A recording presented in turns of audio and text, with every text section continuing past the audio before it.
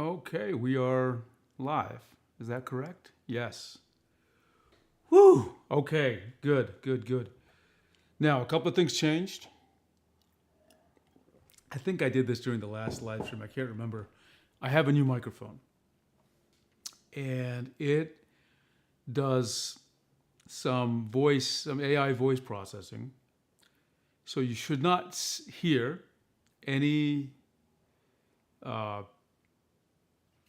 any hiss. You should not hear any background like air conditioner, that kind of thing. If you do, let me know. Other than that, you should hear my voice clearly, absolutely clearly. But tell me if something sounds unusual. Uh, and let me turn on the music, which is something we gotta have. Where's that music? Music. Sound effects. There we go. I'm waiting for it to kick in. There we go. Oh, it's been a busy day. We'll talk about a bunch of things. Let me get my show notes together.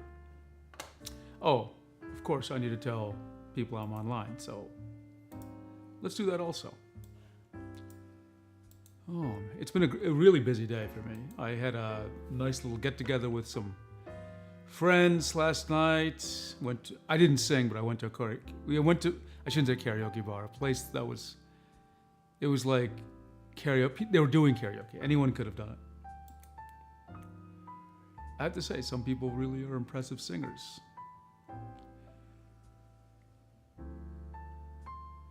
Where is my...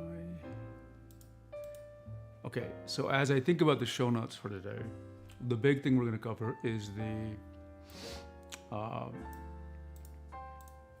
XP Pilot Pro. We're going to do an unboxing and demo of it. And then we're going to, not necessarily in this order, because we have a bunch of things to talk about. I'm going to share my thoughts about some of the announcements at Google I/O today. Some very interesting things. We'll look at any feedback we received on the video I published. Was it Sunday or Monday? I can't remember. I guess it must have been Sunday. That was the video called Making Sense of Physical Pressure Range for Drawing Tablets. And I'm just happy I got that video out. Because I gotta tell you, it takes me so much to make a video. I wish I could be a YouTuber who could just pop out a video even once a week or every couple of days. And I'm just psychologically incapable of it. There are structural reasons. Like I have to do, for this video, for example, I had to do a lot of vibe coding. I had to do a lot of analysis. I had to go through a script several times for review.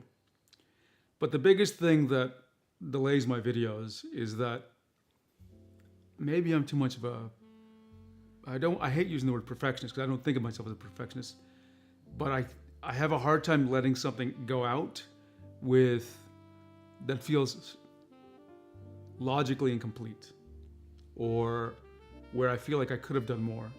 And what is the pattern with almost every sort of video I make is that I start with the script and I think this is going to be a 10-minute video.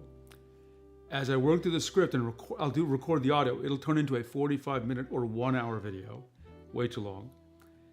Then I discover because the topic gets bigger, I discovered more and more. And then it turns out that the topic I wanted to cover, even a small part of that becomes 20 minutes.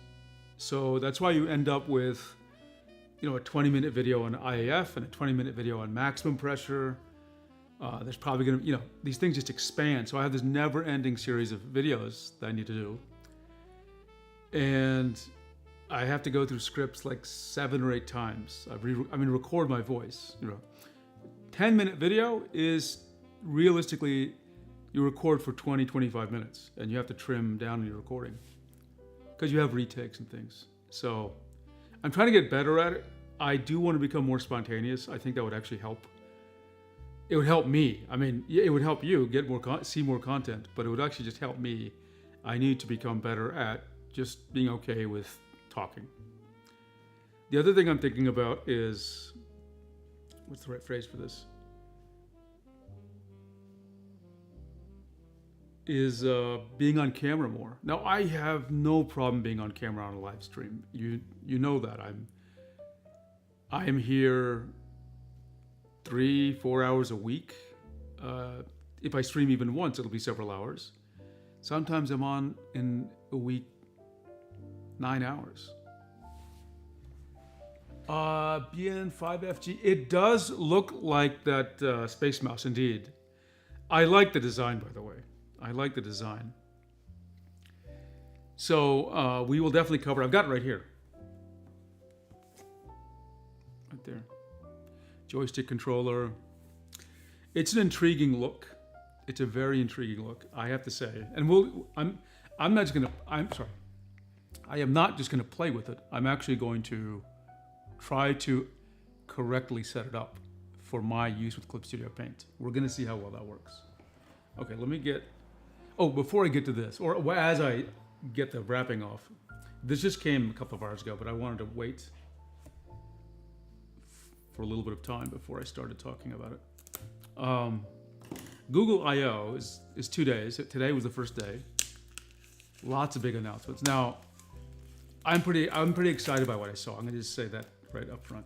But I think we have to have a talk about what was shown and what it means. And I'm just gonna, we had a big discussion in the Discord today.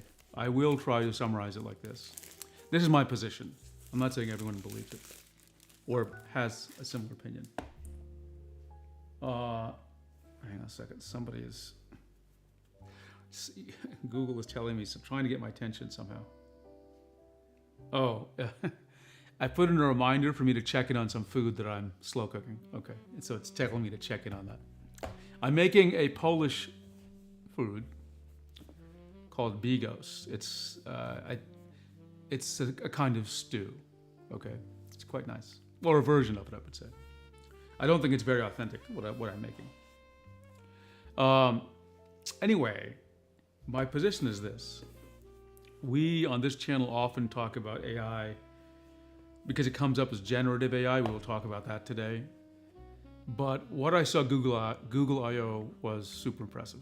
I mean, I was blown away by many, many things. And what I'd like to share, just as a meta level of sharing with you, is forget all the Gen AI stuff that we're concerned about with art. Just forget about it. It's going to happen it's like, hang on. What is, let me see, it's like Thanos said. We're going to find the exact line. Okay, ready? We're going to go for it.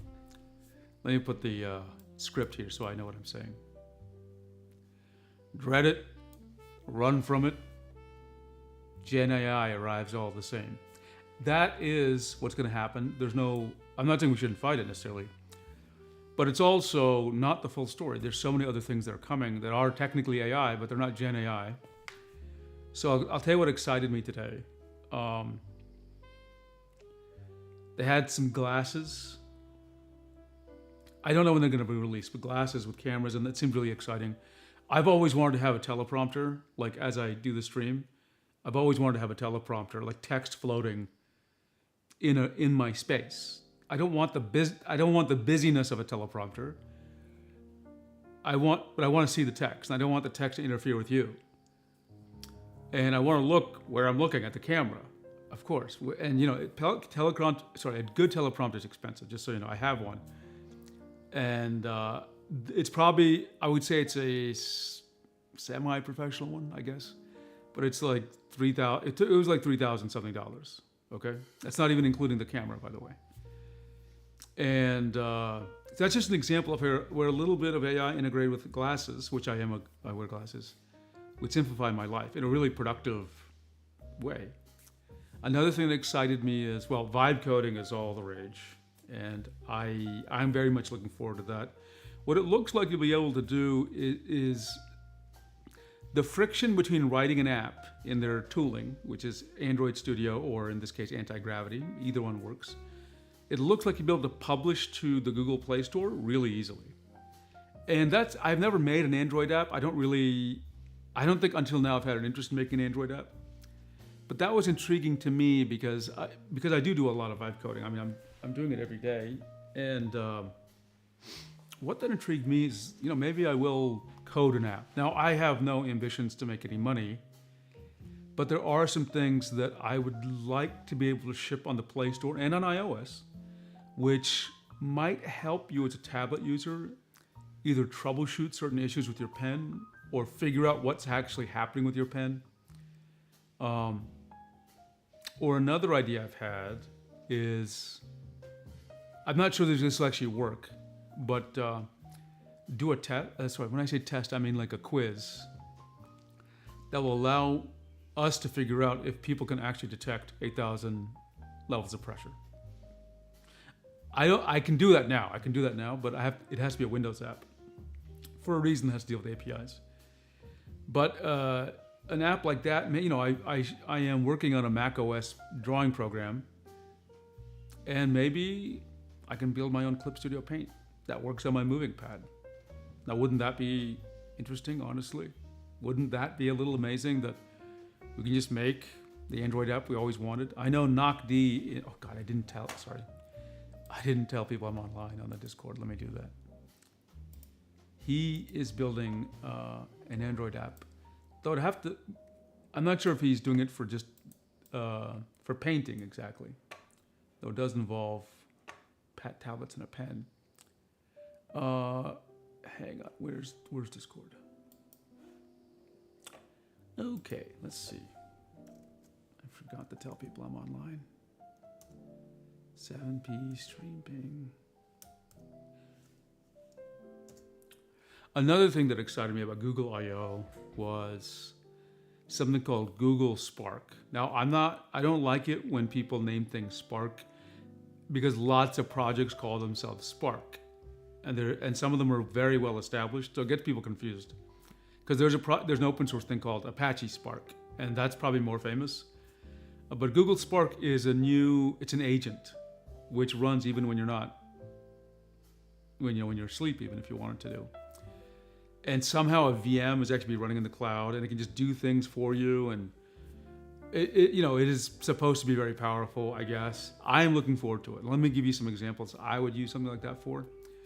I would go off and ask it to maybe assist me with my live streams, for example. Like just for a second ago, I had to go paste the live stream link into the Discord. YouTube is owned by Google. Maybe I can make an agent that when I start a live stream, it will go post into Discord for me. Right? Maybe that kind of integration is possible. Maybe as a follow-up, it can take the transcript of the live stream and automatically summarize key points that I need to follow up on, right? James chasing sunrises. Oh, that's good to know. I love the Tourbox, and I'll bring it over too so people can see the difference, both in the hardware and the software. Okay. So for Google, I signed up actually for the Google Gemini plan, which is the Ultra, which is $100 a month. There's a $200 version as well. But next month they'll be rolling out a bunch of things. Yes, they will be rolling out more Gen AI, audio and video, but we'll see how that works out. It's important to play with those things. It is very important to play with those things because you should understand what they're capable of, even if you're not using them for Gen AI. So for example, can you use it for photo editing, right? You can't right now because it messes up your photos. It actually distorts your photos every time you edit with it. So it's not good for that. But I could see myself taking a picture of this box and then saying, hey, get rid of I'm on a wooden desk. Get rid of the wood, make it just a green background. It's very similar to how Brad Colbo does his thumbnails. And this would be really nice to have something similar for me, where I can just get a clean product shot, okay? Another thing it can do is create like a cinematic that's moving with one photo, create multiple cinematic things. Now, that could be useful for me as I show you the beginning of my videos when I review a device just to create some visual interest, right? Again, I'm the one who took the photo, so it's not like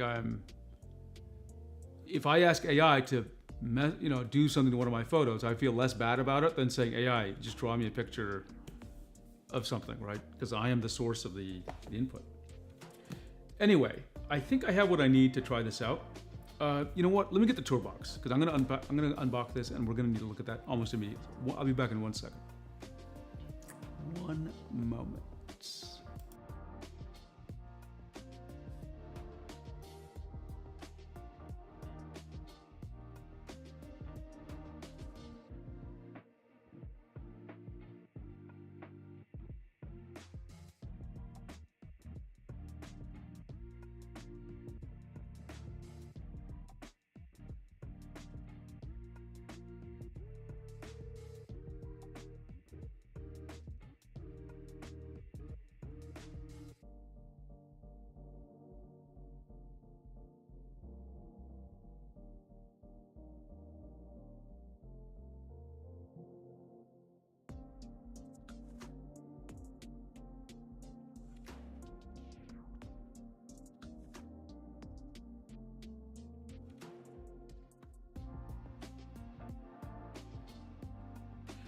Let's see. Oh, Hamka says, what could be that new arrival in the official Huion site?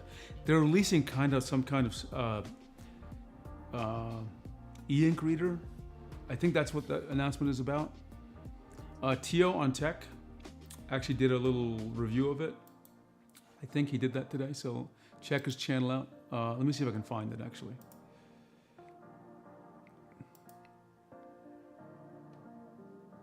Yeah, Tio, he did it just 22 hours ago. Let me paste in the link to it so everyone can see. I think this is what they're talking about.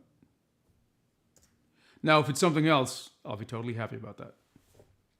Okay, so let me move a few things around on the desk here, because we're going to do hopefully an overhead view in a second. Let's hope it works, because okay. Let's see, overhead view.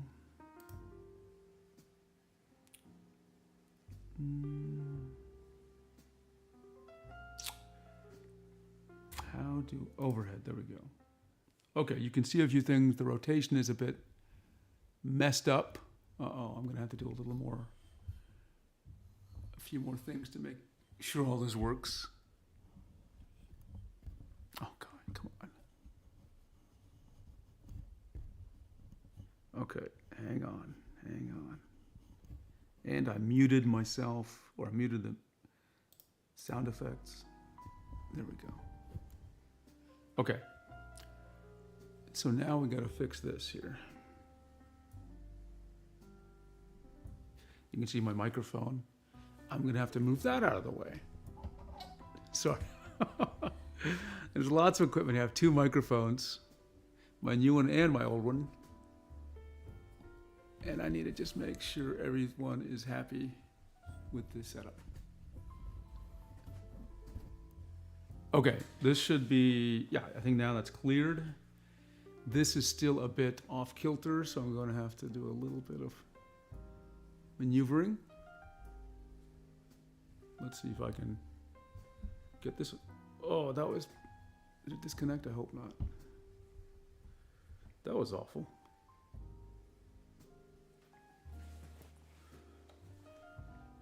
Let's see, what happened there?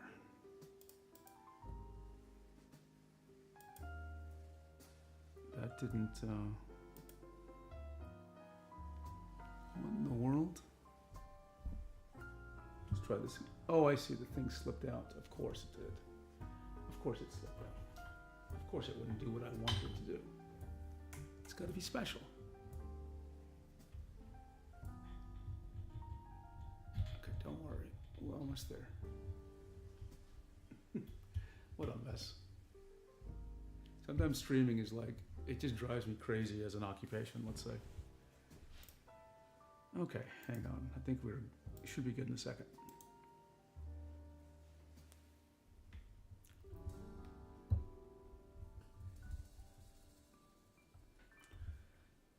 is still irritating me, isn't it? Oh, you're seeing my hand now. That's great. That's great. Okay. Okay. Whew. That took some doing. Okay. And I need to zoom in. I think we're going to need to zoom in. Well, just a little bit to help us out here. Let me do a little bit of opening up. This isn't, I think this isn't,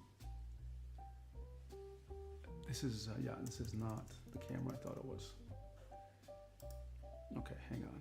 I'm gonna open up the app for this, then I'm gonna do a little bit of a zoom. I still haven't found my perfect camera for streaming. Okay, here we go. Here we go. Let's do a little zoom now. Okay. And I'm gonna tilt this forward a little. Oh, I disconnected it again because I'm confirm. Okay, there we go.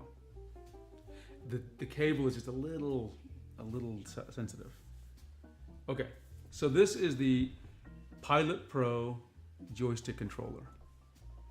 Before I continue, quick check in with, okay, the Discord. I'm super excited about this. And this looks very interesting. It's not what I expected at all. Accelerate your editing workflow. Notice it says video editing, photo editing, XP Pen, just some stuff here. And on the back, it has nothing too crazy. And it says what's in what package list and platforms. Okay, so it says Mac OS, Windows, and it says I'm just showing these pictures here. Okay, connect wired with a cable, wirelessly. There's a little, what do you call it, USB wireless thing, and Bluetooth. That's interesting. So there's two wireless methods. And then you get the device itself, the little USB thing, another USB thing, a cable, and some kind of user manual, I suppose.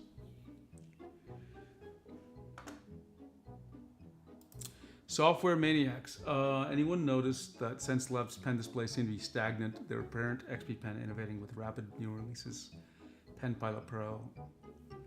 Well, I think, here's how I will interpret that. First of all, it's not always great. It's not always beneficial to have a huge portfolio of tablets coming out all the time. On the negative side, if you do that, someone buys a tablet and they're like, they don't have, the next month there's a new tablet. Or they should have, waited. You can create a little bit of a weird feeling. Wacom does not release tablets very often. Okay.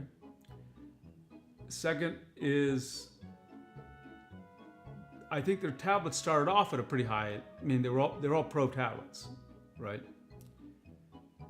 So that's another thing going on. Now the truth is, I don't hear much. I don't hear much from them. But they may just be very busy, right? Let's see how things work. It is very challenging to have a new brand appear.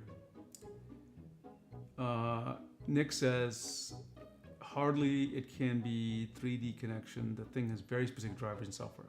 Got it. When I saw Nick's name, it just reminded me of one other topic we're going to talk about. We're going to talk about growler collisions. And I think, Nick, you know what that means. It's a military aviation time. Okay. Okay, one more second. I need to get my let's see, Software Maniacs. I returned back to Wacom and sold my SenseLabs on eBay. I liked it. Yeah, I do think that the Wacom 24 their Cintiq Pros are the best. Honestly, let's just not. No, and that's no shade on SenseLabs. It's still the best. The color scheme baffles me. It doesn't match with any XP Pen products. I know it's a standalone product. It is surprising. It is surprising that, and I think that's a good point. And I think it is deliberate. Lots of people say it looks like it has PlayStation style colors. let's hang on. I need to get my.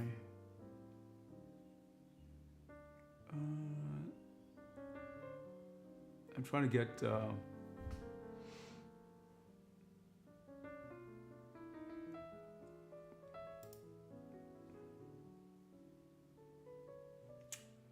I am trying to get.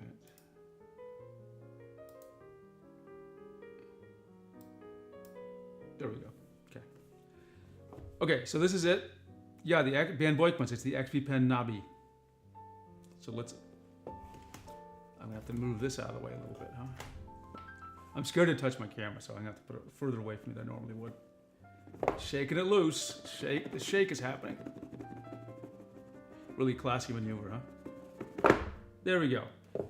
Quick Guide Pilot Pro joystick controller. Nice font, by the way. Nice font. This is, well, it's more pages than I expected. I'll say that. Oh, it's multiple languages, that's why. So basically just there's a lot of buttons here. Now, I'm gonna tell you something. If you just look at the photo, you will not realize how many buttons are on this thing. It is not obvious from just looking at it or what you can do. We'll go over all the functions one by one, but it's worth reading this manual. Okay, it's definitely worth reading the manual. Okay. Warranty card. So the user manual, warranty card, and then wrapped in plastic, we have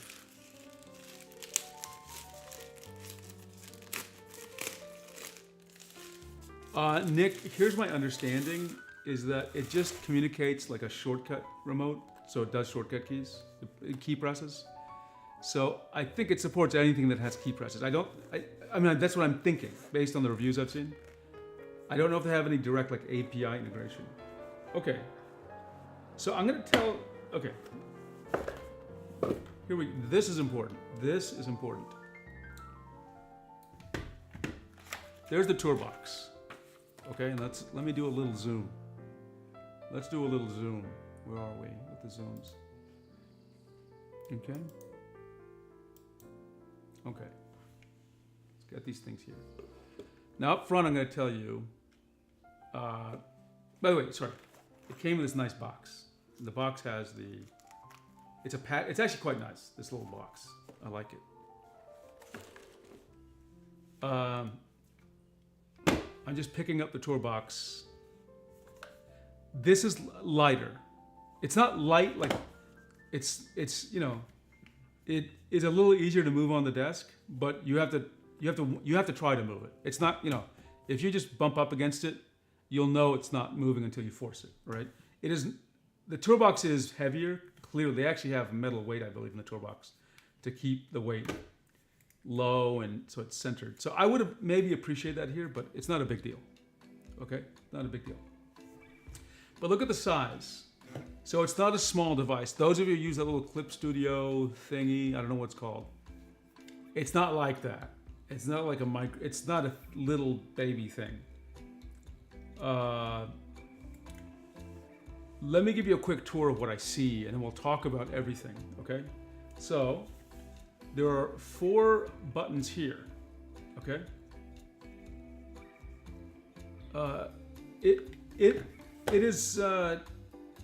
It does look bigger in the photos, doesn't it, Kenyinya? It does look bigger in the photos, but side by side, and again, this is not small. But it's probably a good size. It's like a very large mouse. That's actually a good summary. It is like a very large mouse. Okay. In fact, do I have a mouse? Yeah, I have a mouse right here. Whoops. So give me a second. Here's my mouse, which is not a mini mouse. Minnie Mouse. It is not a Minnie Mouse. But that's my hand on it, and that feels totally comfortable for me. My hands are about, I think, average size for a 6 foot tall male. So this is bigger than that, clearly. On top of it, this thing sticks up quite a way. It's not like a small little joystick. So your hand, you know, is sitting up a little bit much higher than a mouse. Okay, just want to make sure people. Tabmate, thank you, James. Thank you, James. So here's what I see. There's 4 little things on the side.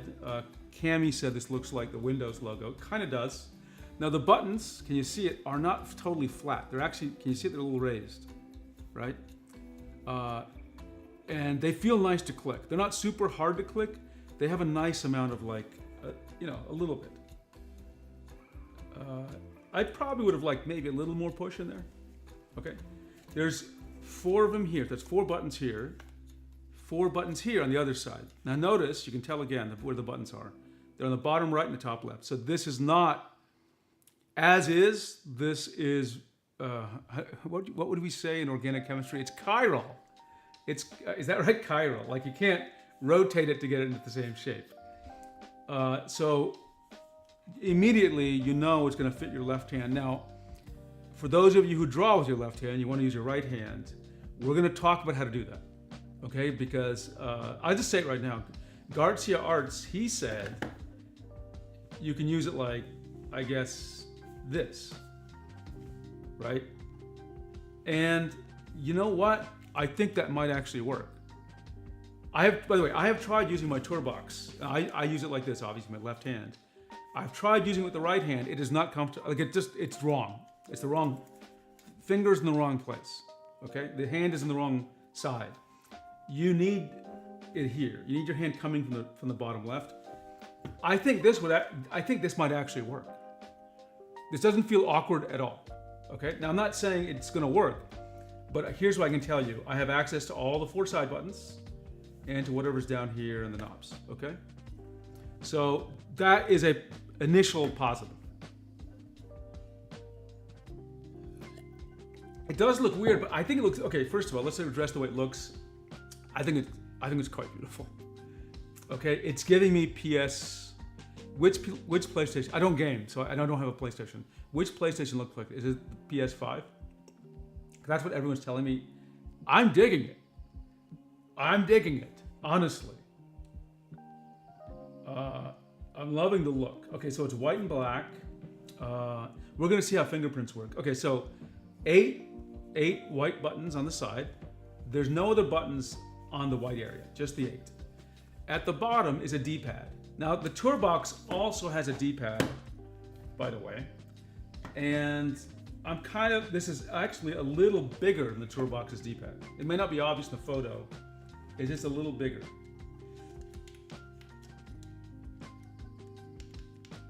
And the Tourbox's D-pad is more clicky. Like I can hear it. I don't know if you can hear a click because my AI thing is processing. PS5, thank you, James and Kanina. So that's good. It is very important for me that I tell you how I use the Tourbox and how this compares. And we're gonna go deep on what I do with the Tourbox, at least so you understand, okay? And this is also gonna make you understand the investment you need to make to use this. Because if you don't realize what it takes to do the Tourbox and you jump to this, you might suffer the same issues that I had with the Tourbox. Okay, next thing. So now we're up to 12 buttons. Okay. This is a ring. Okay. In fact, can you see it? It kind of like a record player, I guess, or whatever. It'll move. You can do that, and it'll spin for a while. Not infinitely forever, like the ending of Inception, but it will spin for an extra, like, I don't know, 3/4 of a second with a normal push.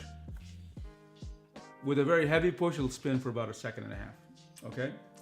Then you got the joystick, which feels like a joystick. You know, to be honest, I gotta tell you, sometimes I play games where you pilot an aircraft. I'm actually curious if I could pilot an aircraft with this. Right? It may not be set up for that as a joystick, but I would really want to try it. Okay, next is, this ring is rotatable on the joystick. Okay, that's rotatable, right? Now, is it rotating the entire thing or not? I can't tell. It's too smooth. Yeah, just the ring is rotating, not the joystick. So that's another. So now we've got 2 rotations. And then here, there's a button which you can click. And I don't know if you can see this, but there's 4 little arrows here. Now I'm pressing, I don't feel them move or anything. I'm not sure how those are used, we'll discover. And then we've got another rotating thing on the top. Okay, so we've got 3 rotations. For those of you who like rotations. You don't like the button placing? I think it's okay. I mean, we're gonna try it out. And on top, little USB port. There's a little dot here, oh, it's a light, Let's just take a look at this. Product name, Pilot Pro Joystick Controller, model number ACC02-A. So it does have a battery in it, or a rechargeable battery, which is something I wish the TourBox had, by the way. I assume it's rechargeable. I don't think it's designed to be removed or anything for sure. There's an on-off button and a 1-2 button, probably for connecting to different Bluetooth things. Okay, so looks good. I'm actually quite excited. But before we get to using it, I gotta talk very seriously about the TourBox. Okay. Now I love my TourBox. I have 5 of them for whatever insane reason. I have 5 of them, and it is expensive. I think TourBox is like $250. We'll see, Nick. We'll see. Let's see. James says you'll see as you use it that the 3 rotations include adjustable haptic. Oh, that's cool. That's cool because I like resistance or I do like that feedback. 4-button clover in front is a terrible idea. How you gonna? We'll see. We'll see. Maybe I won't need to. Okay. In order to first, I'm going to tell you about my experience with the TourBox. It's very important that we go through this because I want to set realistic expectations for this device. Okay. I forgot when I got my TourBox, but the moment I saw the ad for it somewhere, I'm like, I gotta have it. Ordered it immediately. Let's talk about what I love about the TourBox. First of all, I'm right-handed, so that means my left hand's on here. I love it. I will draw without it, obviously, but I will always look. I will always 99% of the time look to draw with it, and I'll be irritated if it's not next to my hand.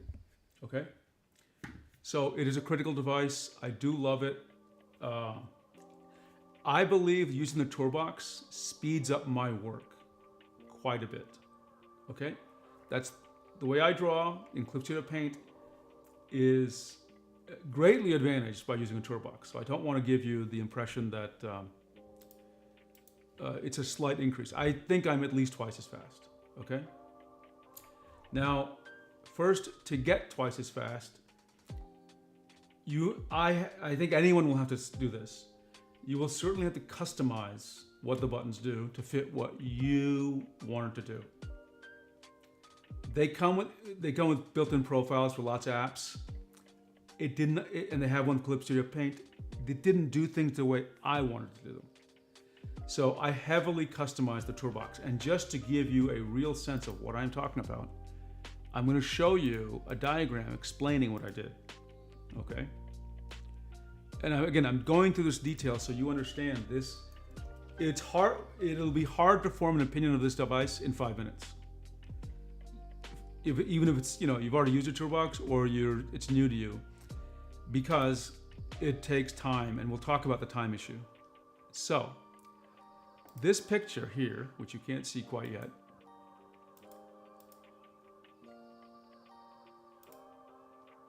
there we go. Okay, do you see it? Okay, so let me explain what this is doing. It's a summary. It's a quick summary I drew in PowerPoint, which tries to it's just for me to remember how I configured it in case I need to redo it. Okay. So basically, every row is a button or a button combo. Okay. So here it says up, down, press, side button. There's a tour button. The rotation clockwise, rotation counterclockwise, and then there's the C1, C2 are these 2 buttons on the TourBox. I know you can't see them, but tall button plus C1, short button plus C1 and C2. So those are all the buttons I have configured. Some of them I don't have configured. It's on the right, you'll see there's no words next to them. So short plus C1, I've not configured that. But a lot of them I have, okay? So a perfect example, C1 for me is Control Z undo. C2 is the eyedropper. And tall, which is this button plus sorry, you can't see my hands. Tall plus the C1 button is redo, Control Y. Now you'll notice in the picture, there's some rows which are much deeper red. Okay, what's going on there? Clip Studio Paint's default keyboard assignments were not enough for me. So what those red lines are indicating, I had to customize Clip Studio Paint's shortcuts to do what I needed to do. So remember, not only do you need to customize the device, you need to customize your app sometimes. So my setup with the Toolbox and Clip Studio Paint is heavily customized on both ends, okay? I'm not saying you'll have to do that. I'm just saying to get the most use out of it, to optimize my time, this is what I had to do. Okay, so it takes time to do this. Okay, I need to hydrate. Number 2, and this is the truth, I love my Toolbox, but the day I got it, I was so excited I plugged it in. My hand kept moving, I'm not joking, my hand kept moving off the Toolbox, reaching for the keyboard. Right? I gave up on the Toolbox. I put it back in its box in just a few days. A month later or something, I tried it again. Same thing. Irresistible urge to go to the keyboard with my left hand. Back in the box. I think a couple of months passed, maybe 4 months passed. I bring it out again. This time I customized a bit more, and I still would find myself reaching, but this time I stuck through it. So basically it took me, I think, 9 months to adjust to the Toolbox before my hand knows what to do, okay? And I'm saying that because I think this is why devices like this need longer time. If you use a device for a weekend, you're not really even giving it a shot, right? You're basically just kicking the tires and you're formulating an opinion of the entire car by simply kicking the tires. You've got to commit to the tool. You've got to commit to the tool, and you've got to commit the time to customize and the time to adapt your muscle memory. If you're not going to do that, none of these devices are going to work well for you. Okay? Nick, by the way, why still no videos in Art Pen 2? I don't think so. I've seen videos on the Art Pen 2. Oh, well, actually, let me back that up. We'll check for videos in Art Pen 2. But I think, I'm not sure why we're not seeing more official videos. I'm not sure why. That's a good question. And we'll check Wacom's channel. Okay, so now that I've said that, let's try using the device, okay? So this time, in a rare concession to reality, I'm actually gonna read the manual. Let's see. Give me a second. I'm gonna just take a look at one thing real quick.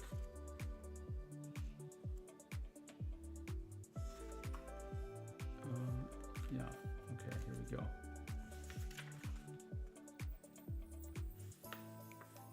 Just as a challenge to myself, I'm reading it in German, but I'll translate.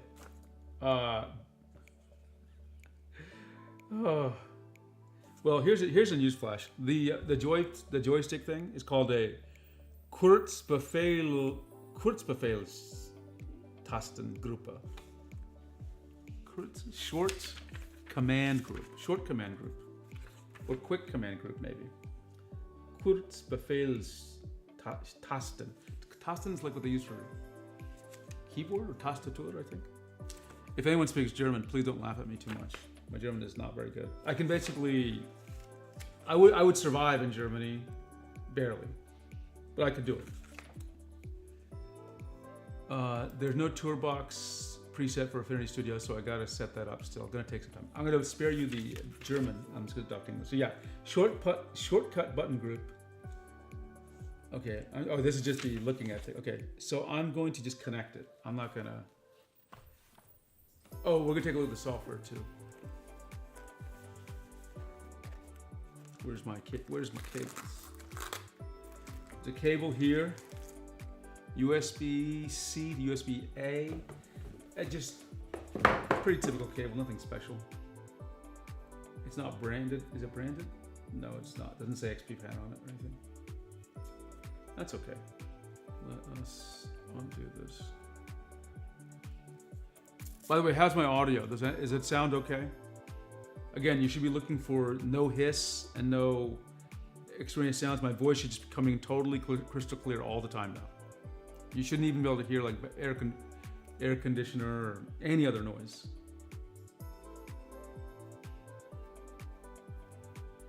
Okay, gotta plug this into something.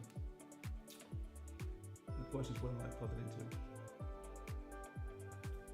Oh, I know. I'm not gonna use the cable because I have it. I'm just gonna use a USB-C to USB-C cable. Is that what I should do? Okay, that's what I'm gonna do.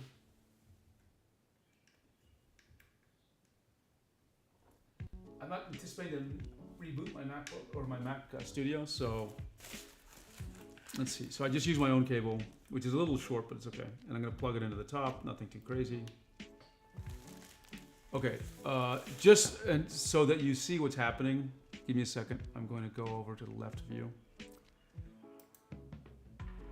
Audio's good to go. Thank you, James. So when I plugged it in, here's what I saw. Okay, keyboard setup assistant. So just plugging it in, the Mac will think it's a keyboard. For whatever reason, Macs love doing this, but it's okay. It's okay. Let me do a little bit of cleanup here, and we'll get window cleanup, and we'll get right into using it. Let's see.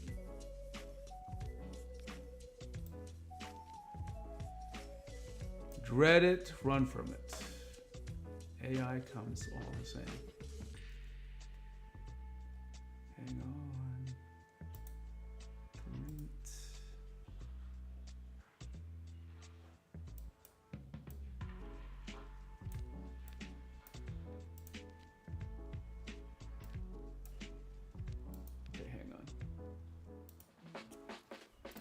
I'm just clearing out things so that I don't have to. I always like to give you a clean stream with my browsers and things.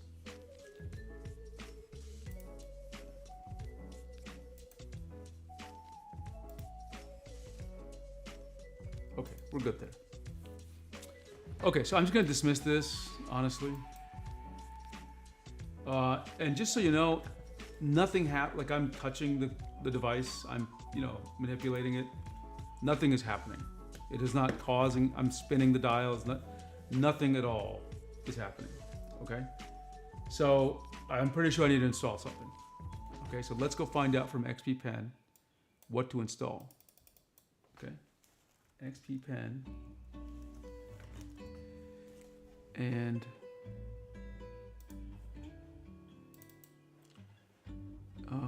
yeah, let's accept some cookies, why not? It's interesting, so the device is called Pilot Pro, but they refer to it as this class of device, an editing console. Interesting choice of words here. Learn more, I want support. Preset download. Oh,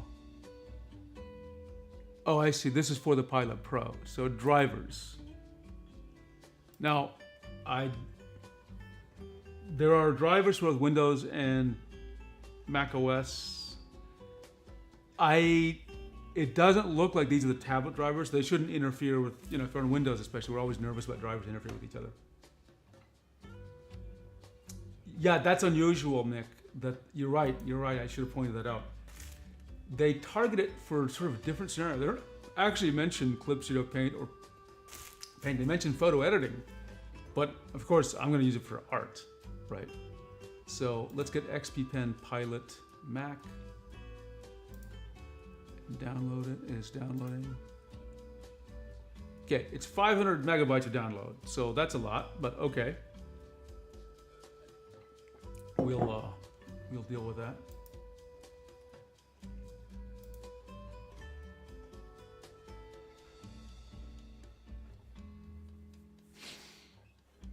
Man, it's a slow download. 2 hours? What are you talking about?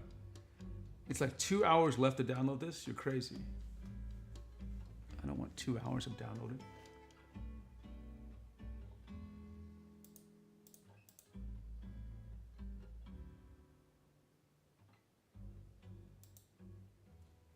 Let me check something real quick. Hang on a second. Okay, yeah, interesting. I'm going to check also to make sure I'm on the correct network.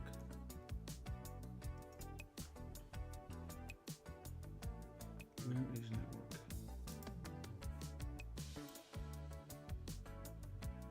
Network. Yeah, I am connected. Well, we're gonna have to wait here. What is going on here? Why is it taking? Let's see. There are more people who edit videos than artists. Are there? I guess, no. I guess you're right, Kenya. I hadn't really thought about that. Okay, well, hang on here. Why is this thing taking forever to download? Let me take a... Now it's saying 7 hours. I don't need 7 hours, my dudes. Or... Let me just cancel this and try it again, okay? Because that's crazy. Okay, now it's saying 1 minute left. Let's see if this... I was like 7 hours. Get out of here. Okay, now it's climbing up into 1 hour. Oh, I see, because it's cached the download from before. So now it's like... Okay, give me a second. I'm actually gonna go to another room for a second. I'm gonna see if the issue is this machine or my network or something. I'm gonna try downloading from my Windows machine, and which I know is correctly connected, and I'll be right back. It looks like there's no real analog joystick encoder, so it's not a joystick, just an 8-side hotkeys. Not a competitor for 3D connection. Okay, I'll be right back. Give me just a minute.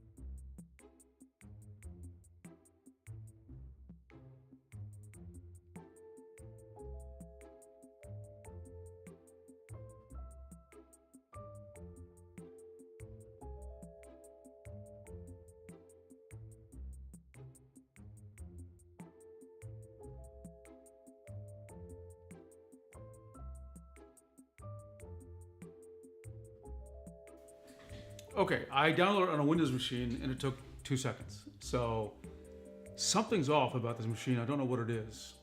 I'm not sure what's causing that weird issue. So give me a second. I'm just going to get to my drive, my network drive, and I'm going to copy it over. Copy. I'm going to put it in my downloads folder. And this will tell me if it's, this might actually help me realize where the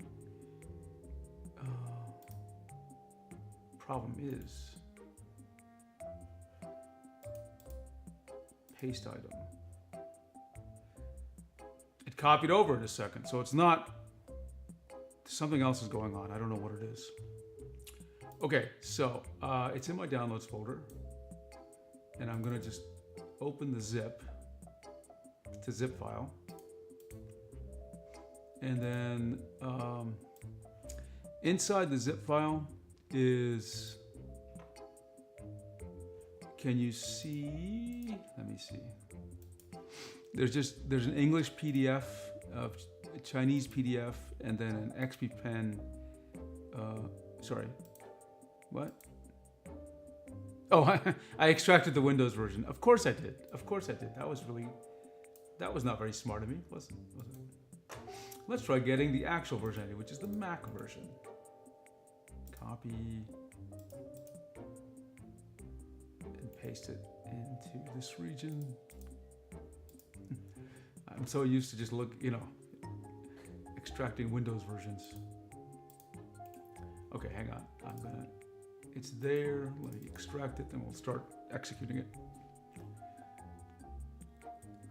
And my microphone tilted out of the way again.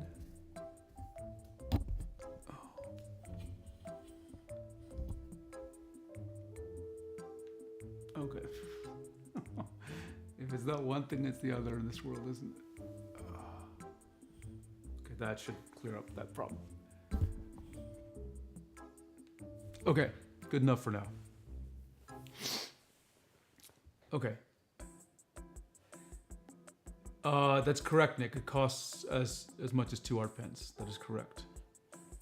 Okay, where is my Finder? It's extracting. Okay, there's a DMG. Here, I'll just show you what I'm doing so you're not guessing. DMG, click that. There's a PKG package file. And, oh, sorry, it opened up a window on the other screen. Welcome to Pilot Controller Installer. Note, XP Pen, please put your product name in the name of the app. EULA, sure, whatever. You must agree. Well, yeah, I agree. Install. Why does it need 1 GB of space? Why? That's suspicious, is it not? Why would it need 1 GB of space?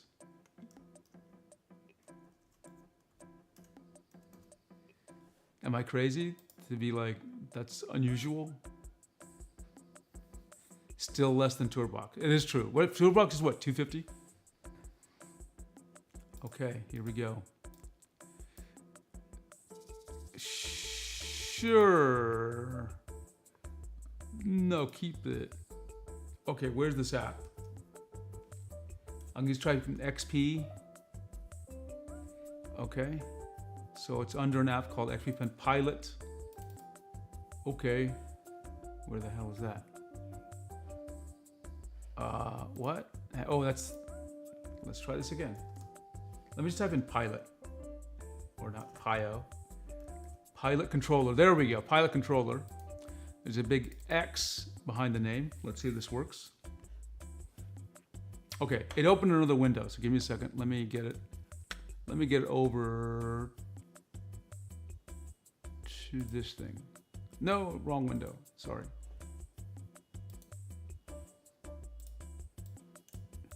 Oh, hang on. This Pilot Controller is I'm trying to get it to the window you can see. Oh, that's not what I want. Okay. How do I do this? It will not open on the non, what do you call it? Oh God, this is what a mess. Let's try this again. Hang on, sorry. I know it's confusing for you, but trust me, it's confusing for me.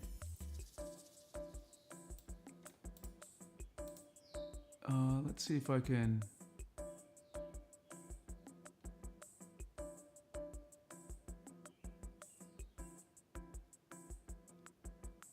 I'm going to quit Pilot Controller. I'm going to start it up again.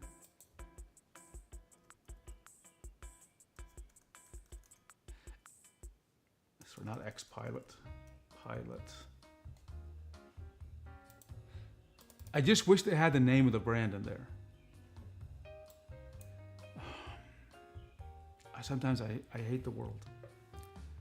Okay, I think I know how to. Oh, wait a sec. No, that's not it.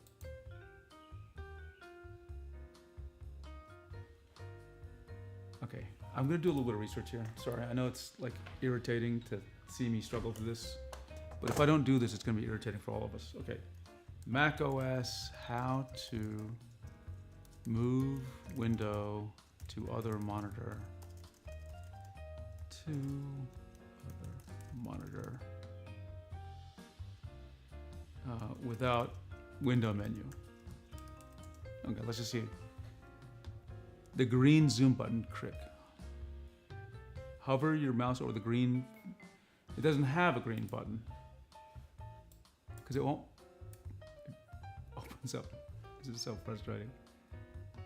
You can create a keybind to move. Okay, sorry.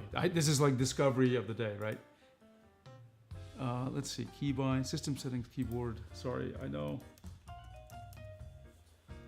System settings, keyboard, shortcuts. Okay, and then I want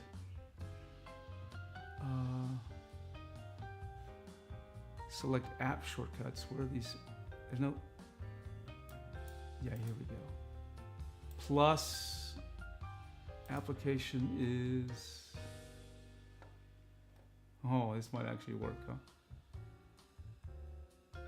What is it called? Pilot?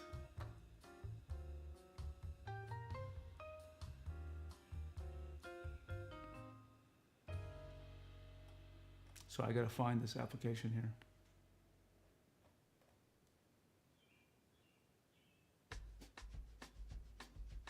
This is so frustrating.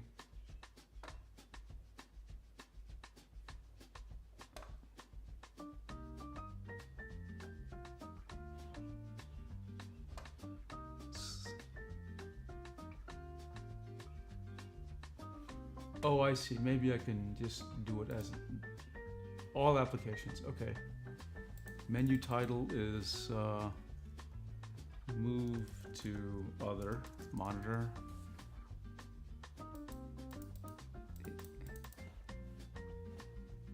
Keyboard shortcut is what?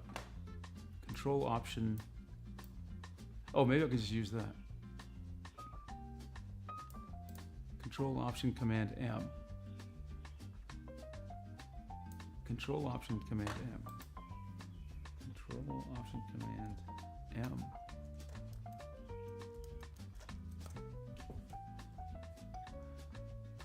What? This isn't doing what I wanted to do either.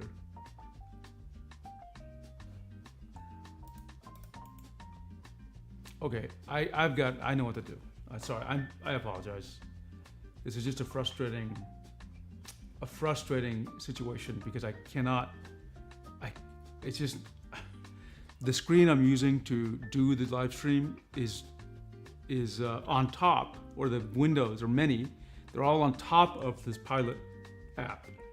So even if I tell it to show from the screen, you'll see it, but I can barely see what's happening. So it gets very confusing. Nonetheless, I will try to do that. Pilot controller, you should see it in a second. Okay, so I'm very frustrated with this app right now. But this is the app. And I'm gonna move this window somewhere else since it's just interfering with me. And you can see my mouse? Okay, good. Now, one thing that, first of all, it does look quite beautiful, and that That is true. And I'm gonna have to move some more windows because all these windows are in the way. Okay, let's move this and move the okay, now I can mostly see what's going on.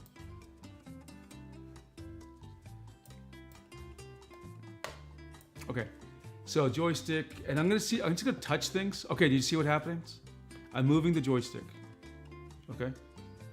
And so, it doesn't have like an infinite number of directions. It knows up to 8 directions, or is that 8? 1, 2, 3, 4, 5, 6, 7, yeah. 1, 2, 3, 4, 5, yeah, 8 directions, or 4, right? So, there's a 4 command mode and 8 command mode. So it looks like you can move up and down on the joystick to give a command, but it's just like one command. Okay, and then it's telling, I'm gonna rotate the joystick. Nothing's being indicated when I rotate the joystick, okay? Now if I rotate, nothing else is happening. The buttons, okay. Right now this is just telling me about the joystick, okay? Switch 4-8 command on the joystick page, okay. Oh, and here's the battery indicator, of course. Small knob. Okay, I'm twisting this. Oh, actually, it's like a tutorial. I thought this was the configuration thing. It's like a little mini tutorial. So I'm twisting the small knob. It's highlighting. I'm twisting the knob on top. Large knob is what they call it. And now I'm rotating the large dial. So that 2 knobs, 1 dial. Okay. Got it. And then we're going to the next tutorial thing. So there's 4 buttons. I'll just touch them individually. By the way, the UI looks quite nice. And I'll touch the D-pad, as I would call it. But they call it cross up, cross left, cross down. And then, okay, this is confusing. Oh, you can, sorry, the knob at the top, you can click down on. Okay, it's not just, it doesn't just rotate, you can click on it. That's actually useful. Now, there's, I don't understand. Oh, what? Hang on. This is called the OK button in the middle. Somehow I got the A button. I don't know how I did that. What did I do to get the C button?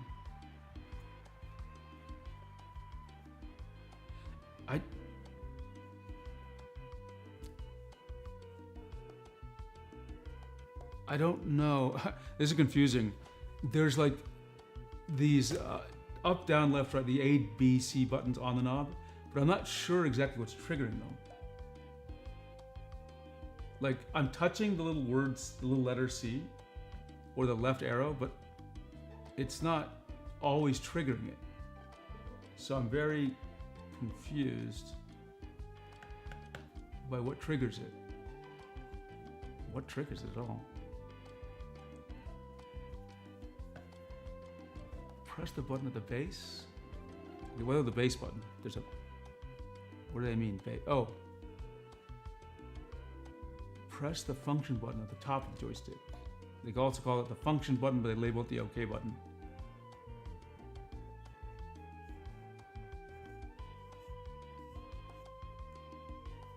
I do not know.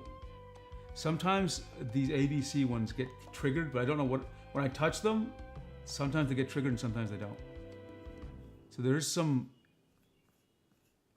Do I swipe on them from the OK button? It's just unclear what to do. Because there's no. They don't press down. They're just like little arrows. And it's not.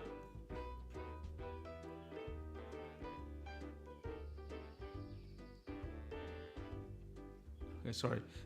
I don't know what's causing the B button. It's a complete mystery how that works.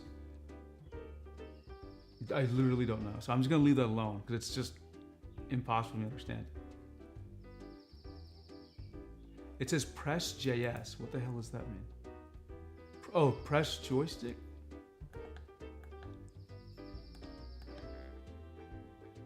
Oh, that's what. Okay, so this I didn't understand. the button on top, the OK button you can press. You can press the entire joystick down, like grab it from the sides and press it down. So that's another press. That's actually interesting. Okay, Bluetooth switch and Bluetooth toggle. Let's just see what it's checked onto. It's off, so it doesn't matter. Okay, I'm gonna leave it off. Enter the beginner's guide. Okay, here we go. This is what I was hoping. So it's got presets, which I don't really care about at all. I'm gonna open up Clip Studio Paint, which I do believe I have installed on this machine. And you won't be able to see it. I'm just gonna tell you what I'm trying to do. Once I've gotten it working, the shortcuts, we'll actually do some drawing.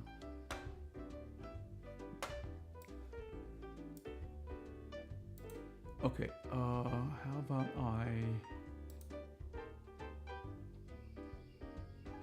you know what, I may need another monitor here. Give me a second.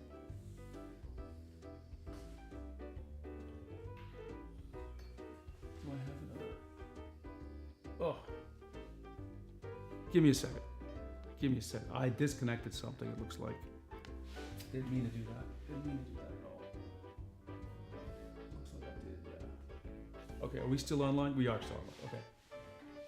Give me 1 second as I figure out what the heck to do to... I'll be right back. I'm trying to dynamically attach another monitor, is what's going on. 1 second.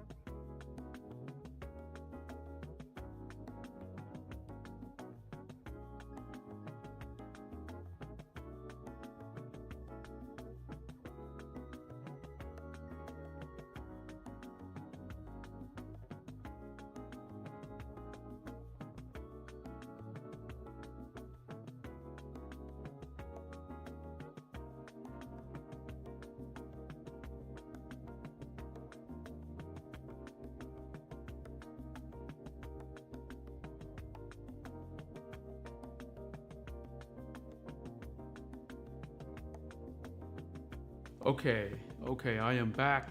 Oh gosh, no, sorry, you can't see what is going on here. I disconnected my camera. Okay, hang on. This is funny.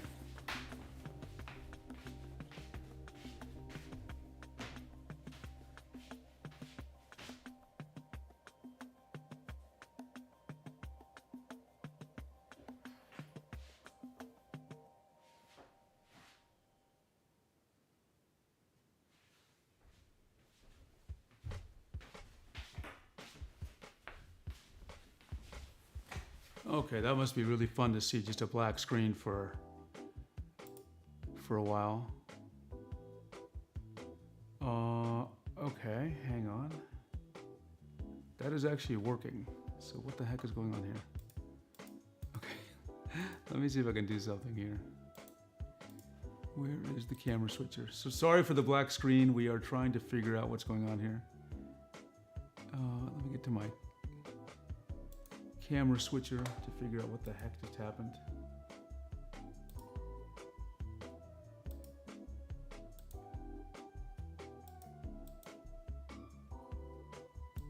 What the heck? Okay, just give me a second, folks, as I figure out what in the world just happened. I'm gonna have to do a little disconnection.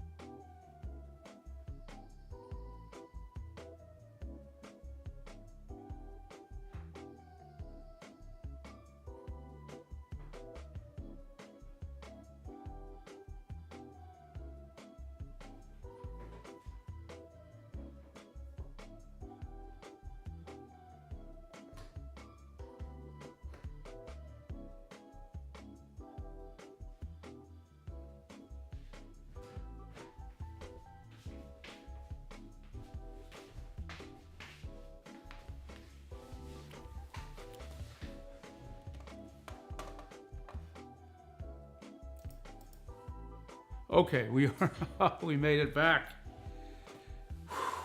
When it rains, it pours on these streams. Okay, thanks for your patience. I know that was just an awkward.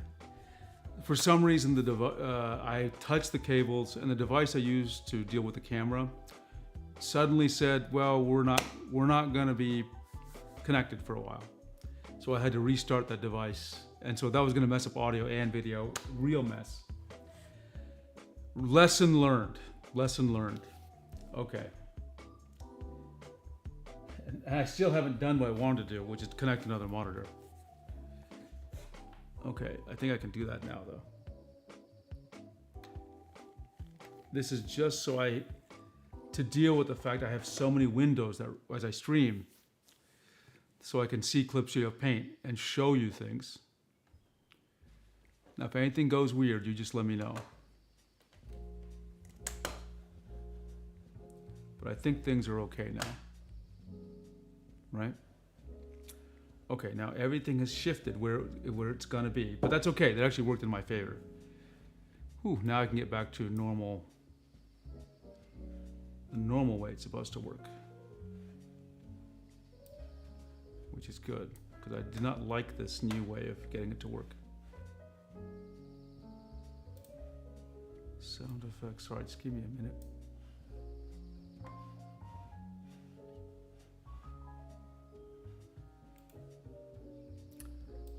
Of course I have to, and now I have to change all the monitor arrangements, which is fun. Cancel.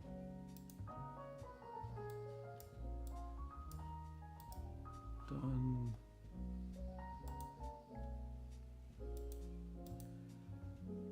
This is the magic of having a live stream. Let's identify where.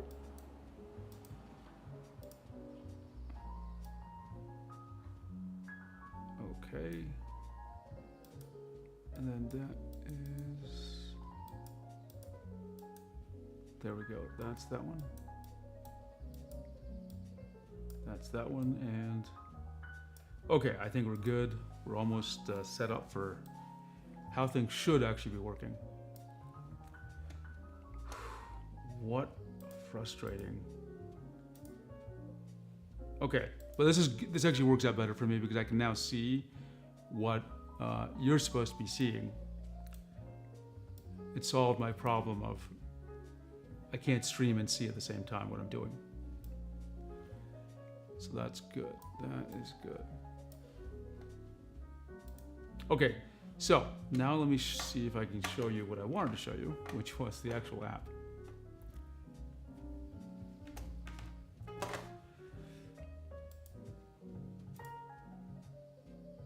Okay, now you see the app.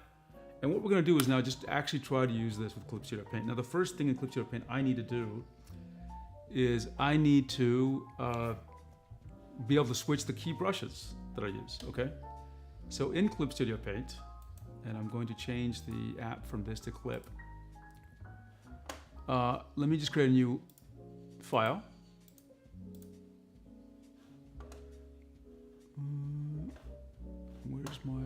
Where's my menu? Oh, it appeared on the other screen. Okay. Yeah, sure. We'll make this big file here. So there we go. And I will plug in a tablet. Why not? If I can find my tablet USB cable. And I'll get a tablet here, which is the 2.0 Pro Large 2025. And move a few things around. Ooh, complicated.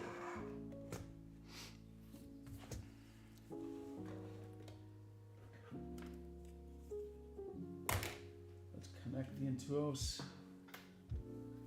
And then, because I want to see, we got to see if this actually works.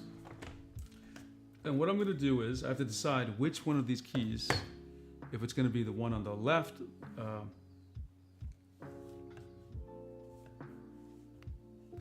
yeah, I need some help here. I don't know. I mean, I wonder what your thoughts are about this. I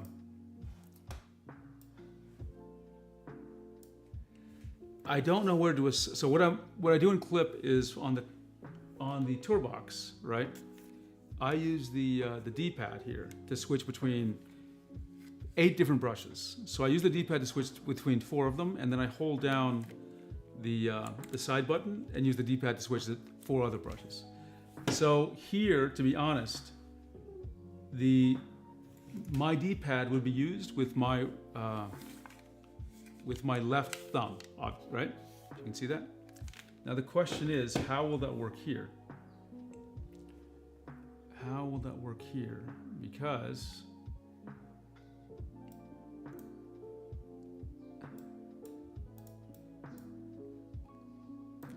well, Nick, the reason for that was I didn't anticipate I would have this problem, right? And I started streaming the second this thing arrived, which is what I normally do. And usually it just doesn't involve this kind of weird irritation, right? The other thing is, this is a rather exceptional circumstance. Like, it's not often I need a third monitor in the middle of doing something, right? It's just, who would have guessed I have to use a third monitor to make this stream work, right? Like, it's kind of, imagine installing a Windows app, like on Microsoft Windows, but like it insists on being full screen, and you can't move it from the primary screen you're actually working on. So like, it interrupts. Oh, hi, Camila. We're just starting to use the device and starting to configure it. So the question I have, again, for people is, well, this is not supposed to be a hardware install. This is supposed to be like an essentially plugging in like a keyboard, right? It's not a driver install. It's not, doing a kernel mode driver, right? So if it's a driver, what I normally do, I'm actually at a different computer, which is a 2-computer system. So one is insulated from the other, right? So one can be rebooted and all sorts of things and switched live in the stream, but the stream is really unaffected. This case is unusual because I'm streaming from the computer I'm using, just out of convenience, I thought. Anyway, let's get to it. So my question is, let me show you the overhead here. Oh, we lost the overhead too. That's really nice of you. That's really nice. Really appreciate that.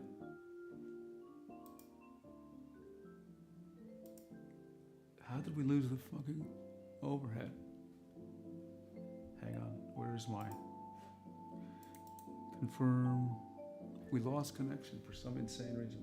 It must have been that same problem actually. I think that little tweak of the cable caused more weird things to happen. Not a problem. It just requires a little bit of extra reconnections here, I think.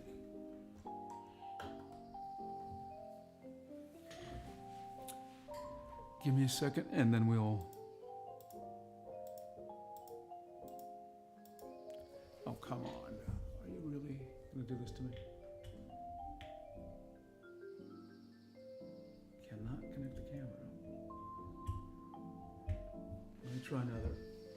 I'm trying to get the overhead view back.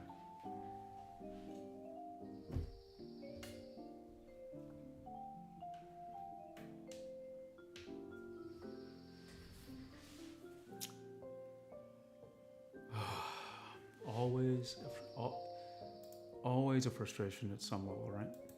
Always a frustration at some level.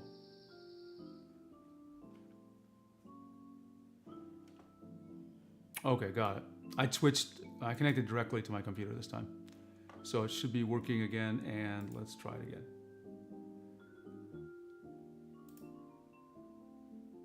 Okay, it rotated, but whatever. So here's the dilemma. I set up the TourBox so that this D-pad controls which brushes I use. There is a D-pad here, right? But here's the catch. Here's the D-pad. It would be more natural for me to switch here on the side. It's still 4 buttons. So I'm gonna go with that intuition that this is where, on the side, right here, is where the controls are gonna go. Now to make that happen, I have to make sure that clip actually has buttons assigned as I need. Okay, it does look like it's pre-configured a little bit to be the way I want it. So I pre-configured clip to have 1, meaning the keyboard press 1, go to the airbrush. So let's go set that, okay? So right button, actually I want, what's 2 is the Milli pen, right? The marker. Okay, so let's get 2 for that.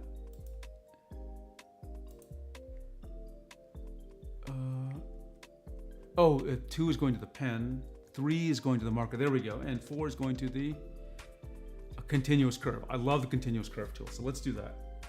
Let's do the first one will be the marker and then G pen. So, got it. Okay, so let's now show you the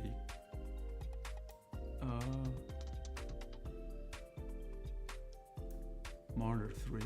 It's going to be look incorrect for a second, don't worry. Tertiary display. Nope. I want primary display. Yeah, there we go. So I want to set the right side button 1 to, I think, I don't need, oh, I see. Hang on, I'm even confused. I'm even confused how it's trying to get me to do this.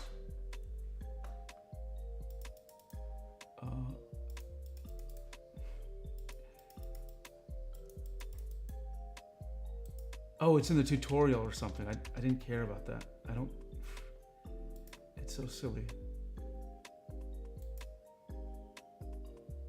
Okay, right button, automatic preset switching. I don't know what that means exactly. What does it mean? Let's see. I feel my Intuos Pro Medium 2017 is too small for 20 display. Not sure I could get 25 inch large or get a pen display. You think it's too small, really? I think that's a good size for 27. Large feels very different. I made a video on using a large tablet. You should check that out. Because they just feel very different. So it's saying enter a shortcut key. This is so confusing. I can't tell if I'm in a tutorial or it's trying to let me configure something. Like, I can't switch off easily. Okay, command setting. What is this preset thing? Get this thing off my screen.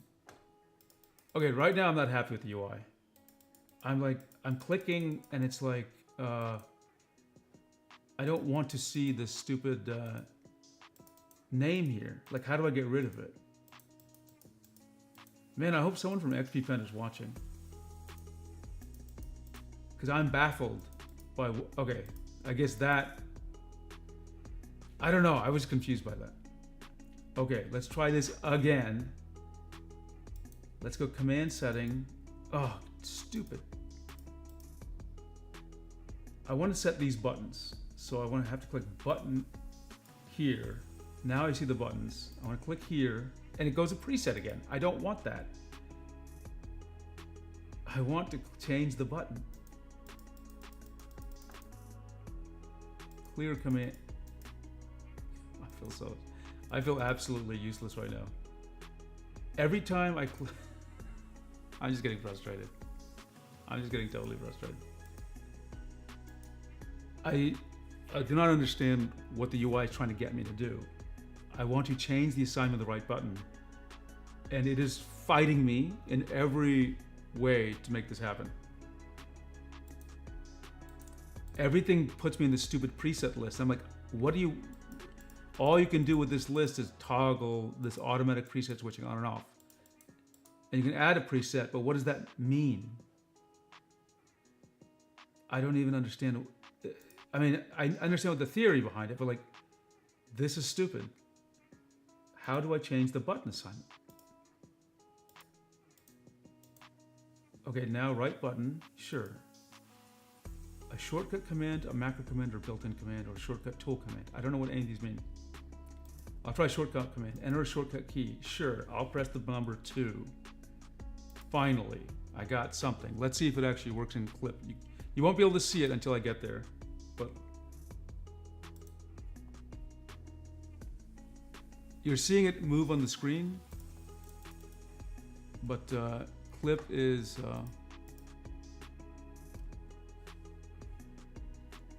it's having no effect on Clip. Like none. Let me try to associate it with Clip.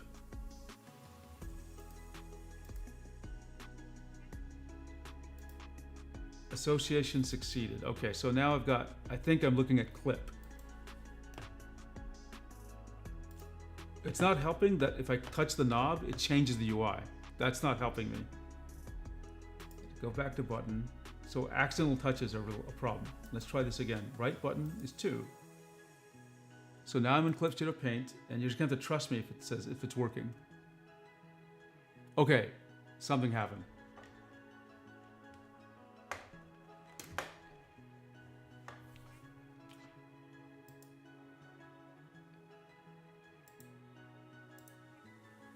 Okay, when the first time it actually registered, this key press went to Clip, or whatever, I got this message. So I'm gonna have to click Open System Settings and go on Accessibility and find Pilot. Again, XP Pen needs to start putting XP Pen in the name of these things. It is super irritating that they don't do that. Okay, and then I have to type in my password, which, yeah, at least you're not seeing that, huh? Okay, so now that should work. Is it gonna work? I'm on Airbrush now. Okay, it did actually switch to the pen tool. Okay, the G Pen. And then I want the right button to switch to.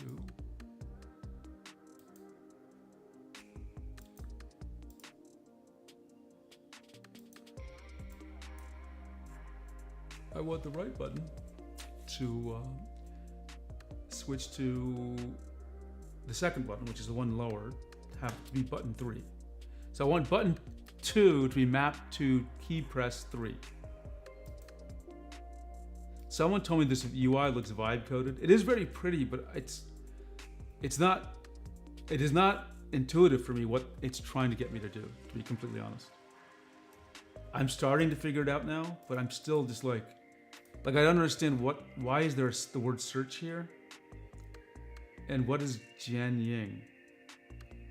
I know what these are apps, but I've never heard of this app. And of course the knob starts, if you touch the knob, it triggers itself. Which I sort of get, but okay, I think this makes sense. If you touch something, you'll get to the UI for it. So I want the airbrush to be button 3. Nick says tablet size has nothing to do with display size. I agree, M feels a bit small. I think there's a relationship. I mean, I think there's a relationship. To me, I need the size of the monitor about twice the size, something like that. I did a video on it.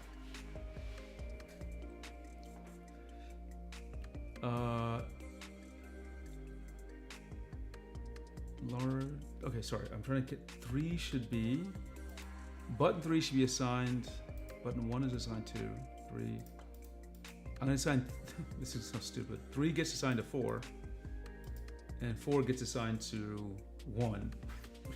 It sounds weird to say, but it's making sense. Okay, now that I figured the UI pattern a little bit better, it's easier. Now, you'll notice something odd here, which is I am on the buttons, okay? But I keep switching. You can tell on the screen, I keep switching to this view. That's because the joystick is triggering the switch. And so you have to be sensitive in configuring it because the UI itself switches, right? Is Linux drivers, Galway says Linux drivers install process. You shouldn't, first of all, you don't need to install any Linux drivers, I think, for Wacom. I actually don't know if they have Linux drivers, to be completely honest, but Linux comes with Wacom support. XP Pen, you do have to install the driver. Good distro selection support, I don't know. I haven't tested out Linux and drivers much. I've just barely used it. And I don't think I've even tried XP Pen, unfortunately.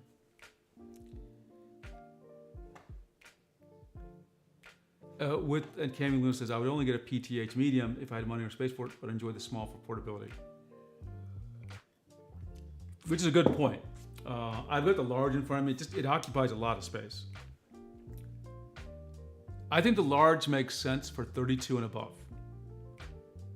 But 27, 28 inch, that's where I feel the medium still works for me. Okay, I'm going back to clip. You're not going to see this for a second. But yeah, it's switching between my tools quite well. I think I made the right call that what do you call it?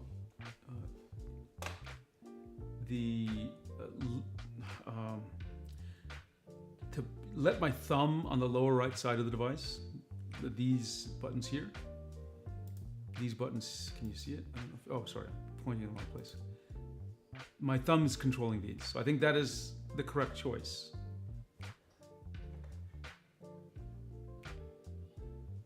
Yeah, totally agree, JCK. Totally agree.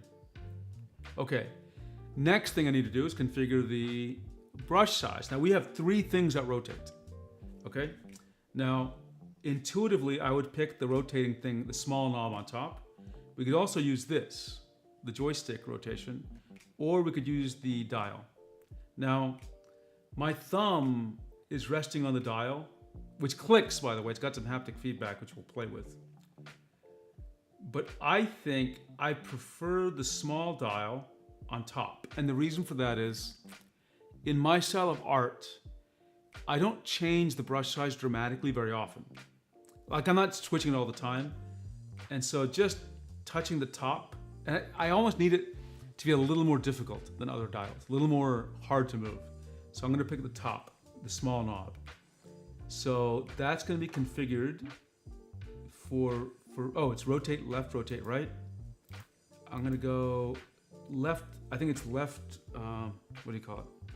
bracket for left and right bracket for right. I may need to reverse these. Okay? Let's say they do the right thing in Clip Studio Paint.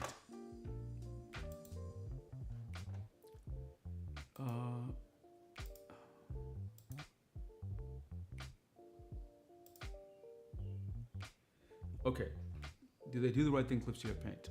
We're gonna see. Let's click on it, and let's click one of the brushes. I'll pick the G Pen. And yep, it works correct, okay?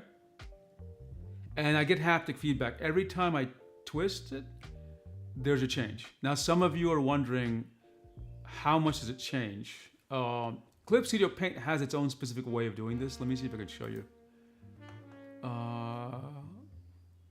There's a brush size, yeah.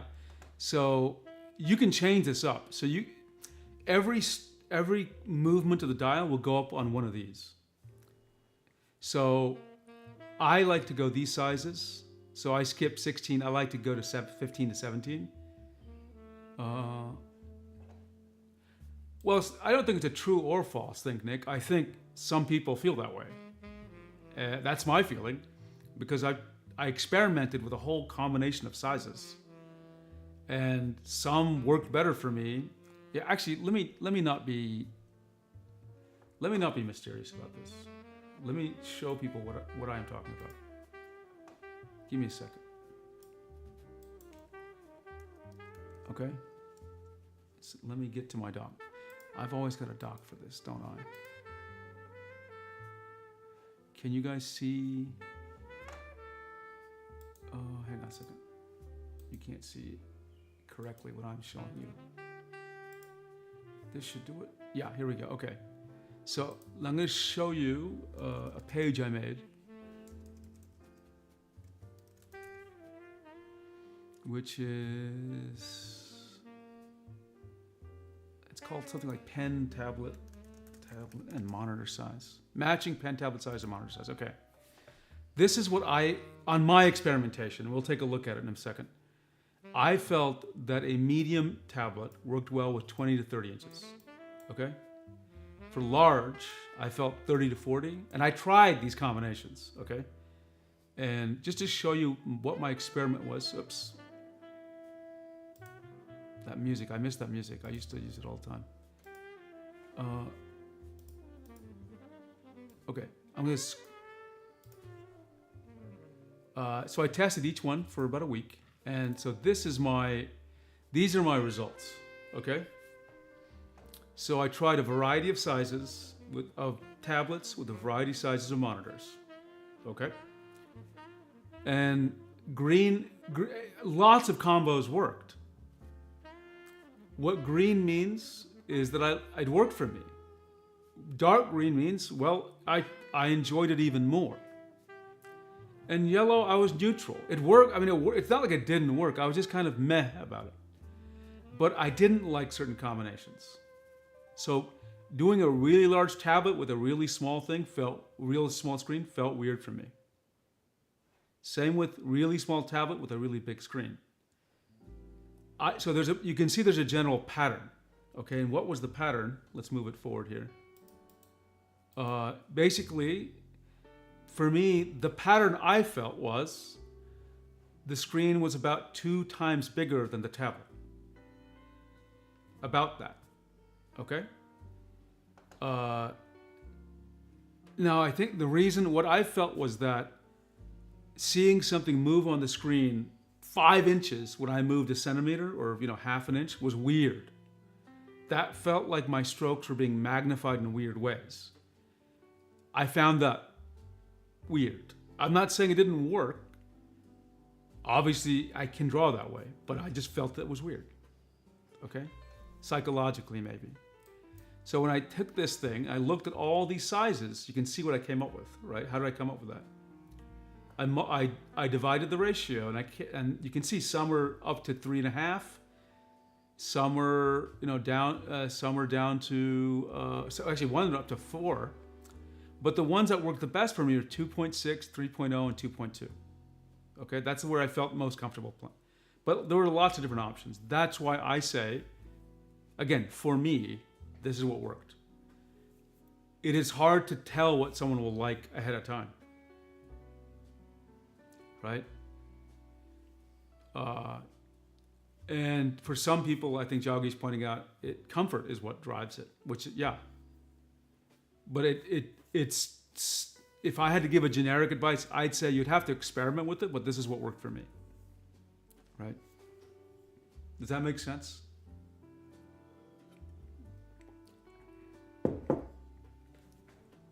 And yes, there are some cases where someone has a laptop and their tablet is, because the laptop screen is small, or a phone screen, or something, or like an Android or an iPad or something, and their tablet is much bigger. And that's a weird case, but I guess it can work too, right?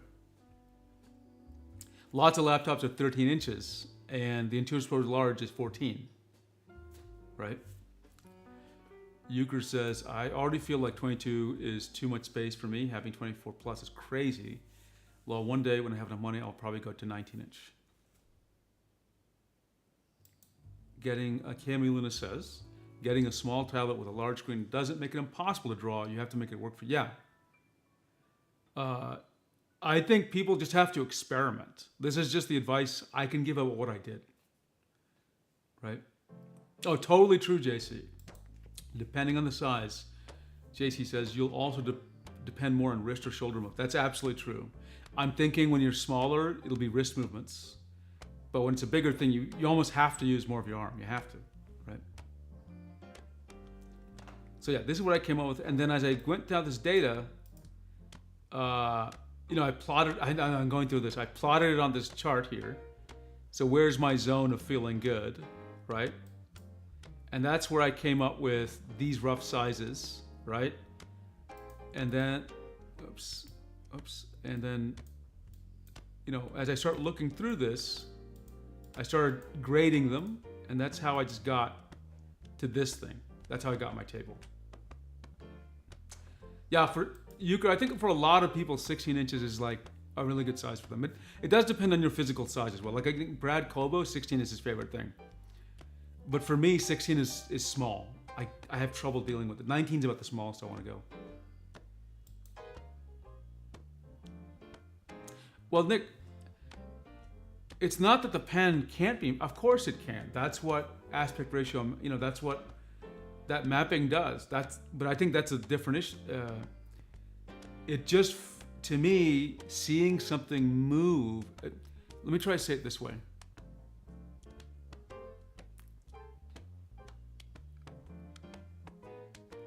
It feels odd seeing something move a big distance with my eyes when I know I've moved a small distance with my hand.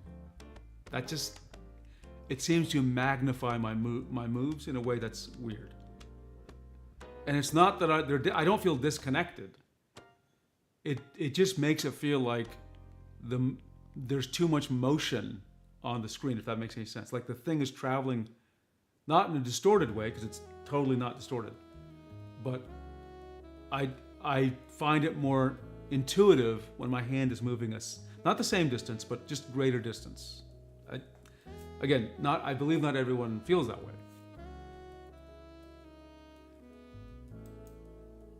But again, I don't think it's a question of whether the pen is mapped or not. Like obviously it is mapped and it can work with any size. The question is, what do you feel works best, right? I think some people like really small tablets and really big screens. I cannot do that, it hurts my wrist. I think some people may like really big tablets with small screens, but I find that that's another weird thing. If you're moving it, because I have an XL, an Intuos 4 XL, which is like this big, right? It's huge. And when you move a circle there and you see a tiny circle on screen, it's like there's a weird mismatch, right? It's a weird mismatch for me, for my brain. Okay, so I hope this. I just want to share this. Anyway, you get the idea. For me, I need what works well for me. If I had to give advice, I'd say experiment, but what worked for me is roughly speaking, twice the sizes. And so this is how I came up with these ranges. Right now, I map my medium Intuos to 60% of my 20cm monitor, just so the activated map screen is much smaller. And I get 3.2 ratio, so full tab is, okay, interesting. That's a really interesting approach. I have not ever tried that actually. Cami Luna says 16 to 19 inch works for me in terms of desktop pen displays. 13 works for me in terms of laptops, and less than 12 works for me in standalones. Yes, standalones are their own weird thing. Like for me, even though I have the Moving Pro 14, it's kind of just more convenient more of the time to use the Moving 11 or Moving Pad 11. And since I don't draw with my pen tablets, a small one works fine for me as a mouse. Got it. Yeah, that's true. For a mouse movement, a small one works well for me as well. Or even photo editing, because I'm not really stroking. Right? I think for people, Euchre says, I think for people that can get used to screenless tablets, screen space might not be that much of a hassle. Yeah, maybe it's not. Maybe it's not. Okay, I'm going back to Clip. And where are we? Whoops, there we go. Okay. So I was just telling you, you can actually control what happens for each click. This is a clip feature, not so that's working. Okay, and you see how it works now, right? So if you know both apps, Clip and this app, you can control what your thing does very precisely. It's not just moving up to the next increment. You actually pick the specific increments, right? So for me, I don't really draw with huge brushes. So, and I don't draw for my line art. I draw with like 5 pixel, 7 pixel, 9 pixel, and like I do odd numbers. Why is that? Because I want 1 pixel in the middle and 2 on the left and right, that kind of thing. Yes, Nick, I agree. Okay, I need to take a quick bio break. I'll be right back. 1 second.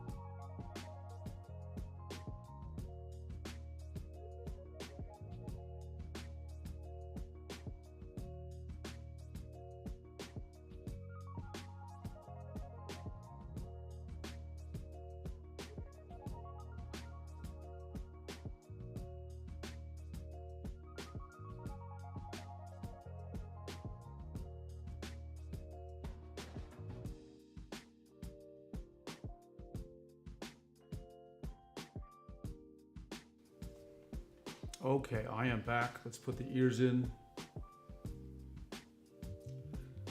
So far, the device is working like I expect. It is just my hand, I don't know how to say this. My hand is expecting to feel this device. Does that make sense? Like it is, the brain of my hand, if you want to think, is expecting to feel this way. And the joystick is an immediate surprise. My hand is like, hey, wait a second, what is this? What is this thing in the middle now? I kind of am scared of the joystick because it's easy to move it. Like, it doesn't have a lot of resistance, which I'm not complaining about. It's just that I don't think I'm always shift as I'm holding the device. It is shifting, right? I will be doing that. I mean, not in the stream, but I will be setting up on Windows machine right after the stream, okay?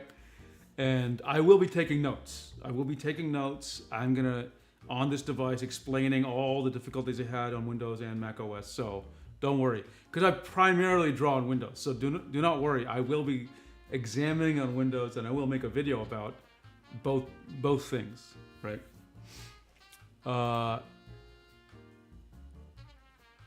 Okay, what else do I do? Okay, so I have 4 things, and actually, yeah, I need to get the fill.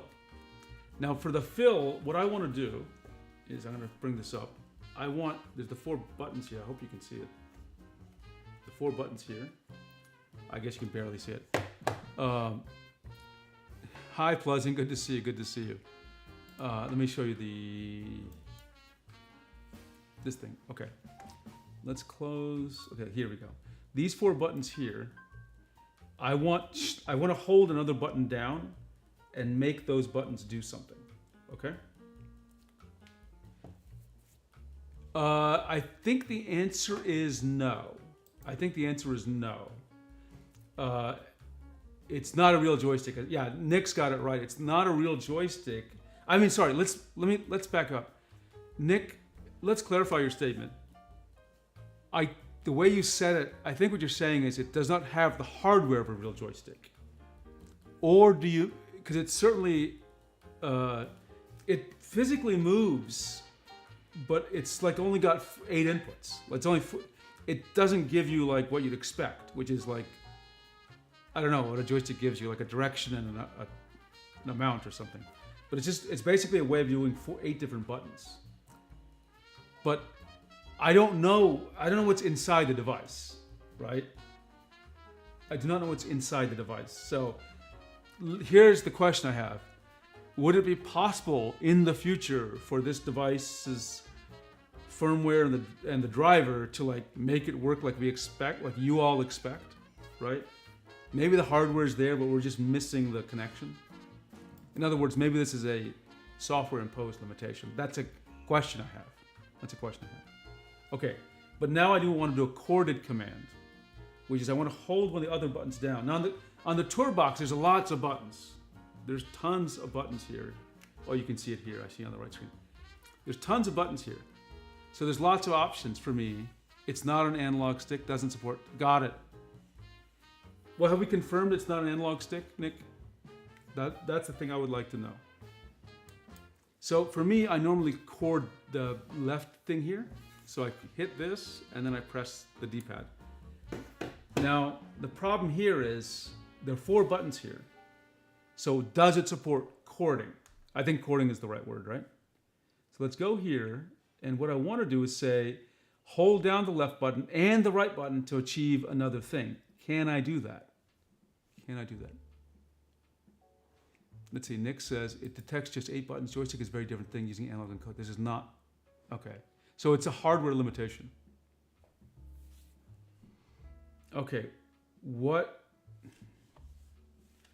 okay, another thing, just so you know, it is basically not possible, if your hand's on this thing, to use these, like you can't use these buttons to chord the D-pad. There's just no way, because your hand is gonna be in the way. I am gonna try to do, can I do a chorded thing? Let's see. So I'm gonna set 5 is the shortcut. Oops, not for the long dial. Sorry. Let me erase that. Clear command. Okay. I want to get here. Oh, no, I want accorded. What the hell is pilot? Oh, look at that. There's a button here that says talk to developers. Yeah, okay, so I can provide them suggestions? Sure. I will do that. Okay, I want to okay, this is a weakness. This is a weakness. And this is one of the features of the Toolbox, which is amazing.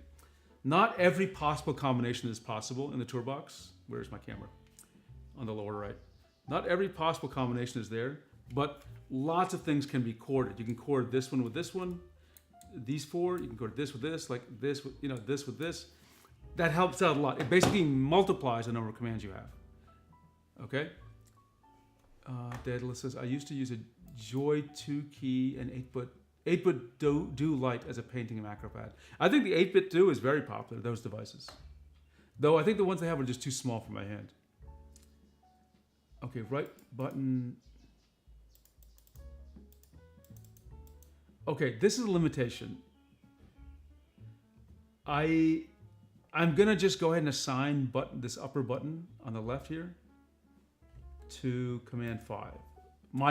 My shortcut key on Clip Studio Paint 5. Okay, that's the fill tool. And what is 6? Actually, let me check my PowerPoint. Meaning my how did I map these things again? Oh, where's that darn thing? It is.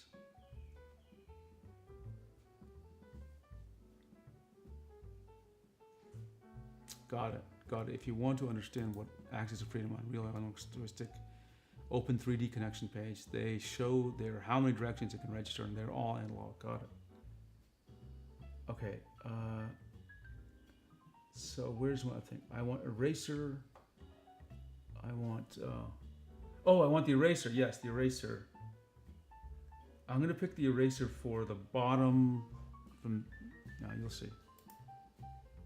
This key, I'm gonna set the eraser. It's a bit weird for the way I do things, but okay. And then, this is why it's helpful for me to write down what I did with the Toolbox, because now I'm trying to replicate it with this device. And then, 1, 2, 3, 4, fill. I need Y. Sorry. Pen, marker pen, eraser. Figure. So 4 is marked. Okay, I got that map. Okay, so my core brushes are there. Let's try to erase. Let's try to erase here. Did I switch the eraser? Why did it not switch? Hang on. Huh, maybe I didn't assign it correctly.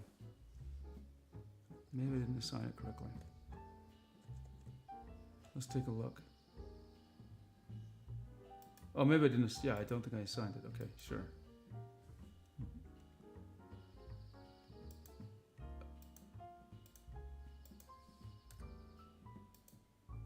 Okay, let's see if that worked. Yep, I got the eraser now. So what I would normally do when I draw, and I've just got the mouse for this, right? I draw like this with the G pen. I'm using a mouse, so you're not seeing pressure. And then I do the erase. I click on, I just thought why is erasing not erasing? Oh, I have it on vector erase, so let me just change it to hard. Where the hell? It's not erasing. Why is it not erasing? How about need to draw?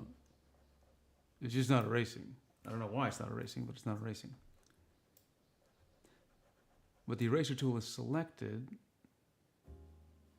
Maybe I'm not seeing the subtool settings or something. Window. Subtool property. Oh. Yeah. Doesn't look... Oh, the brush size is really small for one thing. Okay, there we go. I guess I was just racing with too small a line. Oh, Nick, this is a slightly older version of Clip Studio Paint. This is Clip Studio. We're up to 5 now, right? So I think this is like 4. Let's take a look here. Yeah, this is 4.0. I think we're at 5 now. So it is a little older, and I haven't updated it in a while. I think this is actually even a perpetual license, so it's not, because I just want to do this for demos. This is not really one of my drawing machines, so I didn't want to use my subscription for it. Okay, so far, I can make this thing do what I want to do. Okay? And, oh, I need undo. So where do I do undo? This is where where Tourbox is really good. Undo, again, I want a chord for undo, and I cannot do a chorded combination here. Let's show you what I mean. There's just no way for me to do that. I don't want to use these buttons for undo. So right now, weirdly enough, I'm feeling that there isn't enough buttons for me. Even though there are, 12 buttons? How many, actually, let me just count the buttons real quick. There's 1, 2, 3, 4, 5, 6, 7, 8, 9, 10, 11 buttons on the Tourbox. This has 12. But because I can't chord them, they are less useful. Does that make sense to everyone? Like, I want to be able to chord one of the ones on the left and then this, and that would just give me so much more control. So that would be that is a frustrating thing. And that would make it difficult for me to use this for real. The ones at the bottom are interesting to me. I would use them for a different purpose, the D-pad, as you're seeing. I might use that. Oh, see, let me configure something else. Let me try zoom. I think I'm going to use the ring for zoom. So let's see if that works. Let me confirm how I've got zoom mapped. In the, I have it mapped to the scroll wheel. So it's mouse scroll down is in, mouse scroll up is out. Okay, so let's try that. Yep, down and then, okay. So now let's do that here. I'm not sure if which I want to use for zoom, but I'm going to use the scroll wheel, the dial, I mean. So we're going to set this to, well, now we got a problem. Do you see that? I cannot select a mouse command, or can I? No, I can. There's a little icon here. So mouse, I can do a mouse. Okay, sorry. My mistake. Let's do this, see what happens. Okay, it is actually doing what I thought, and I'll show it to you in a second. Let me set rotate right to be mouse scroll down. Okay, that's good. So left is scroll up, right is scroll down, mouse. And vibration intensity. Oh, let's increase. Oh, it's already on high. Rotation speed is, I'm gonna switch it to low speed actually. One click porting, don't know what that means. Do not know what that means. Okay, let me show you what's going on here. Oops, not that one.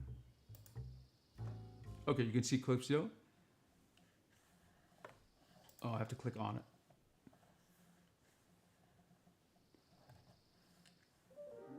So it is rotating, and I have it set that I have to, it's not very sensitive rotation, which is what I want. I want it to be insensitive, so I don't accidentally rotate things. Like I can play with the ring a little bit and it's not rotating. That's what I want, okay? I might not want that later on. The next thing I need to do is pan and zoom. So that's pretty important for me. And there's normally you can pan it by holding down the space key, right? So I'm going to see if, whoa, okay. Sorry, I clicked the top mouse button or the wheel joystick button. Let me show you what happened. This menu came up. Okay, so it is telling you what to do. It's very interesting here, but I don't want to. I don't want to see this thing, so I'm trying to get rid of it, and I don't know how to get rid. I don't know how to get rid of this darn thing. How do you get rid of this stupid HUD thing?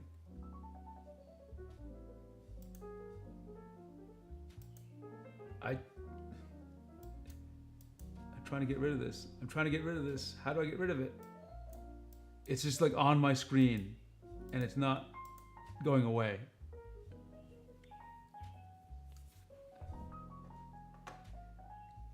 Let's see. I'm keen to try Space Mouse.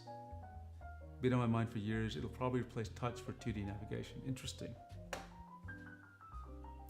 I'm struggling. If someone sees how to get rid of this, let me know. Because I don't know, and I am very confused. I'm pressing every button, and it's reacting to buttons, but not doing a command. If I hit escape, will it get rid of it? Don't know. Can't. Impossible to figure out what to do now. Absolutely impossible. I don't even know what I did to cause this to happen. I pressed down on the dial or something.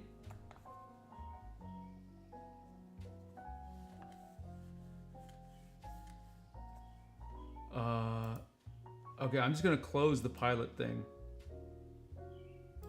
and see if I bring it back up.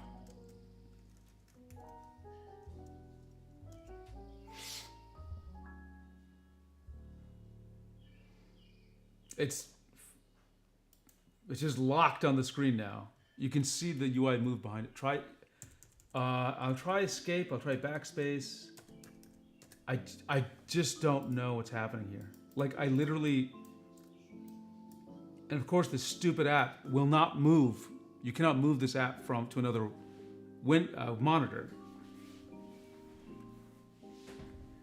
So I shouldn't call it stupid app, but it's just like, it's not a stupid app, but it's, what is it telling me here? I just don't understand what it's trying to tell me. How do I move this out of the way? There's like nothing. I'm trying every physical command I can think of to get it. Literally nothing causes it to go away. Okay, so maybe the stupid app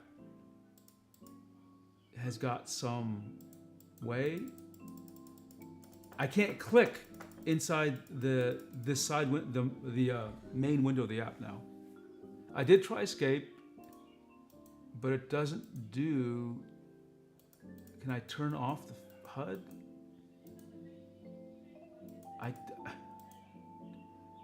This is so irritating.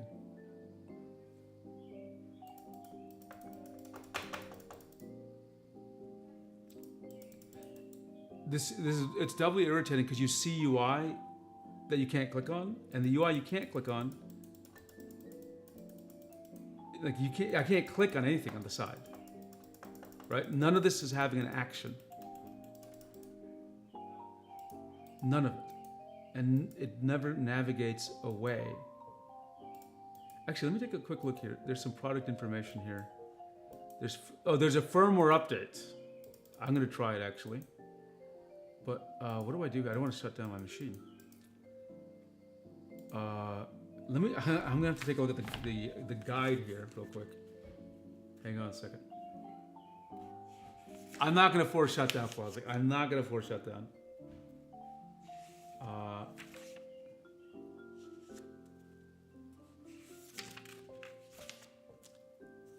Okay, this guide is not helpful.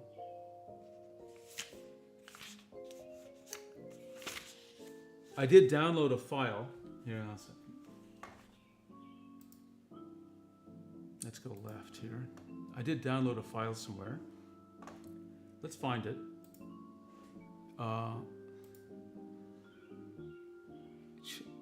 Release history. What? Okay, I don't need that. It literally just a. Okay, this is not helpful.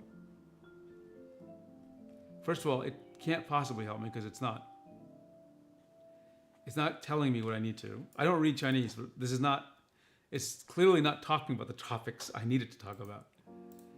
Let me check the the Windows. No, it's the same content. Okay, for a pretty app, it's frustrating. Hide pilot controller? Okay, it's out of my way, but that's not what I wanted. I wanted this stupid thing to go. Oh, I'm so frustrated. Again, I hope someone from XPPen is watching. I know they're not, but I hope they are. Because it's immensely frustrating. I am going to do a firmware update, though, of this. Okay, I'm going to be just systematic. And how do I get rid of this? Let me try again. Because I did do something to bring it up. So how do I bring it down? I'm doing this stupid thing now, just randomly pressing keyboard commands. Which is the dumbest thing ever to do, and yet that's what I'm reduced to in the modern age.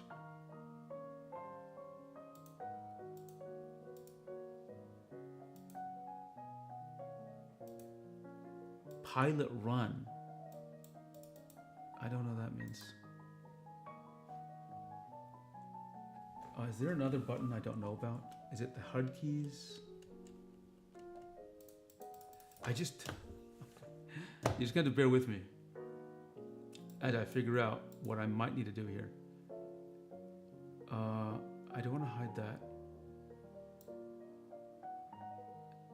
Recent items.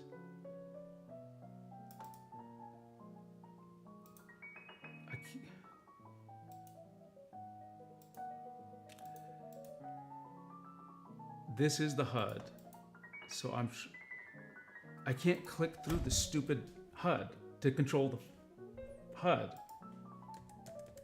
It is the dumbest thing How do they test it? Like, how do they use this? I'm just gonna have to check XPPen's documentation. Let's see, Cintiq 16 feels like a downgrade to Cintiq Pro 16. Would cost the same, but Cintiq Pro 17 2025 is twice the price. Yeah, well, here's an idea. I mean, sorry, because there's one more tablet you didn't list. I believe the Cintiq Pro 16 from 2021 what's it cost now? It's still pretty reasonable, right? Or I don't know. Well, it's definitely cheaper than the Cintiq Pro 17. And it has touch. Okay, let me get to the XPPen website. This is awful.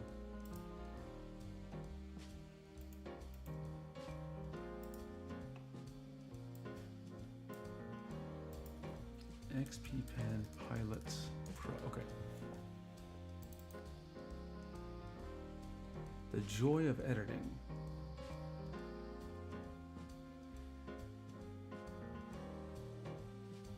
Okay, let's just take a look here. Support, FAQ, mail consultation, firmware upgrade. Let me look at products. It's under editing console. Again, an interesting classification. Manual and driver. So where's the manual? And there's an update to the firmware. View. Okay, let's take a look at this.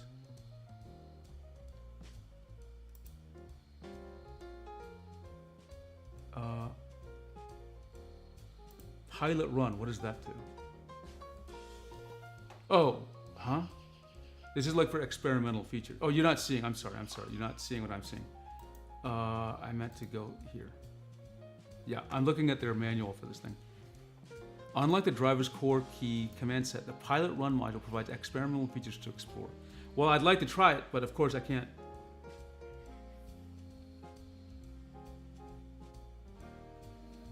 There's a scene in the movie The Thing from like 1985 or something, where one of the characters is tied to a chair. And it's a very tense situation, and in very strong language, he communicates to them that he's tied to the chair. He'd like to not be tied to the chair. That's how I feel right now. I'm that guy tied to the chair. I'm completely like they're talking about all these pilot run features. I can't get the HUD off the screen. Okay, in the driver's HUD, you can turn the HUD off for the base and the joystick. Well, that's great, but how do I get the HUD off, dude?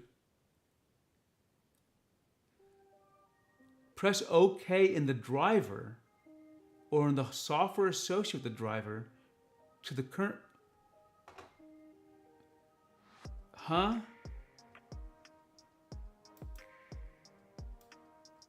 Oh, wait.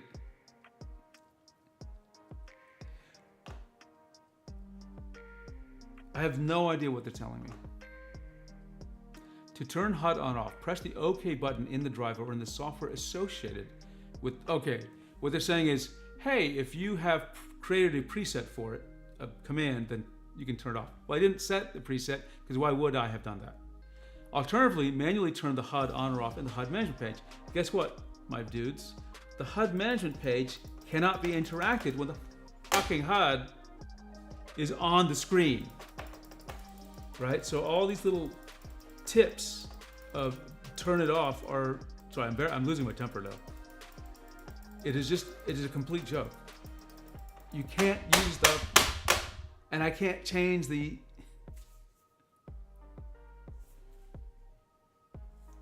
I'm just losing my mind. I'm just losing my mind live on stream.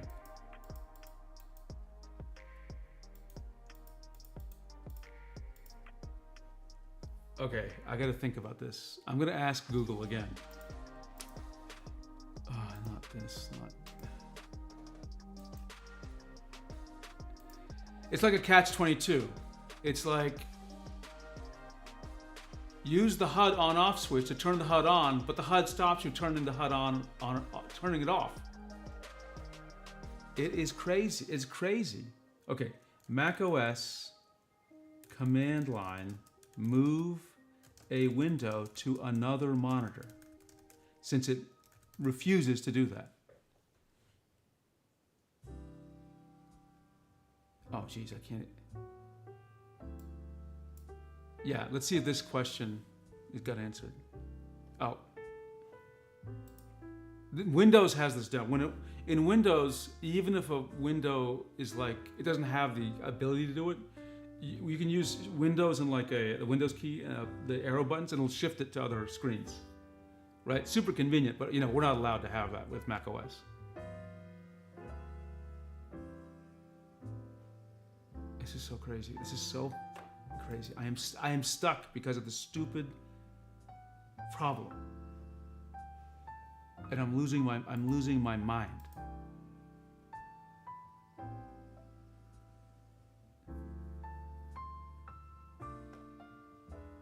Okay, you know what? I'm gonna ask Google to help me with this one. Hang on a second.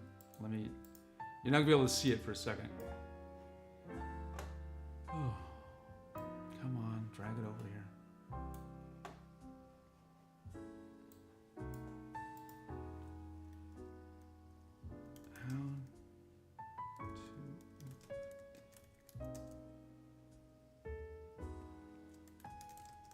I asked a variant of this question. How to move with a keyboard shortcut, move a window to another monitor. And let's see if I can get a better answer this time. Right? Let's go to AI mode. I know we all hate AI. Why should I install an app to do this? Right?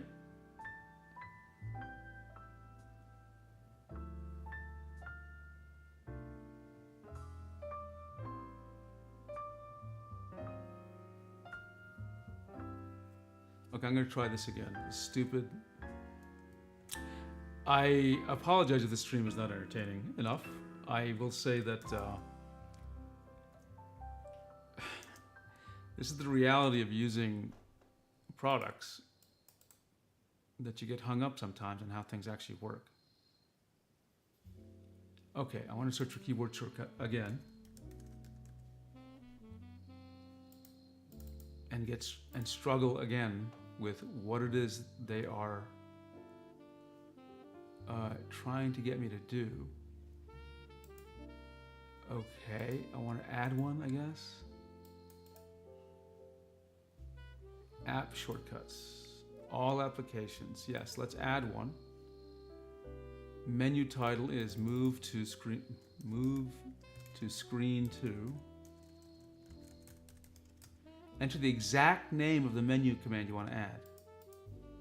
Yeah, move to screen 2. Sure. Keyboard shortcut. Window. Move to move. What is the exact name of the command I want to add? Does anyone know? These guys say it's move to monitor name. Okay, so I just have to know what my monitors are called now. Asus PA329CV. What a pile of garbage. Move to Asus PA. What was it? Not OA. CA. Asus for P. Sorry, it was PA. PA329. PA329.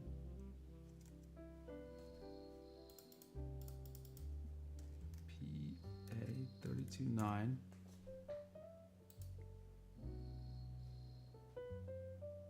CV. CV. Okay, let's see if this works. And why would I have to know the actual name of the monitor, which is crazy? And why is it putting the number 2 there? How did that get there? Why is the number 2 there? For no apparent reason. Okay, I did. Okay, done. Let's see if this works. I don't think it's gonna work. I thought I'm done, but okay. Okay, let's see if it works. Doesn't do anything. Great. Great. How do you edit one?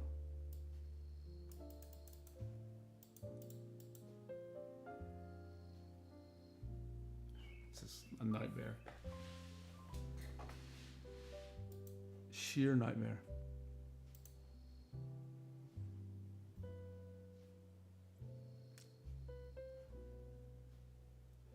Here's option number 3, the green button. Hover your mouse over the full screen green button.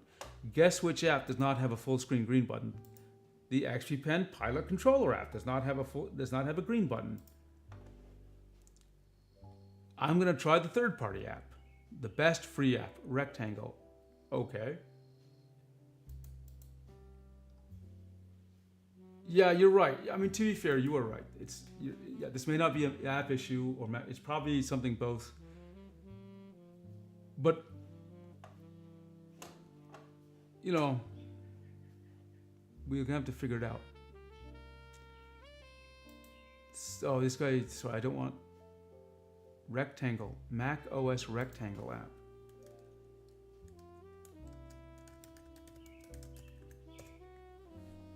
I think this is it.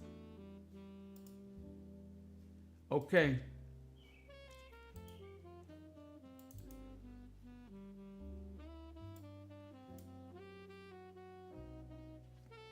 Okay, let's see.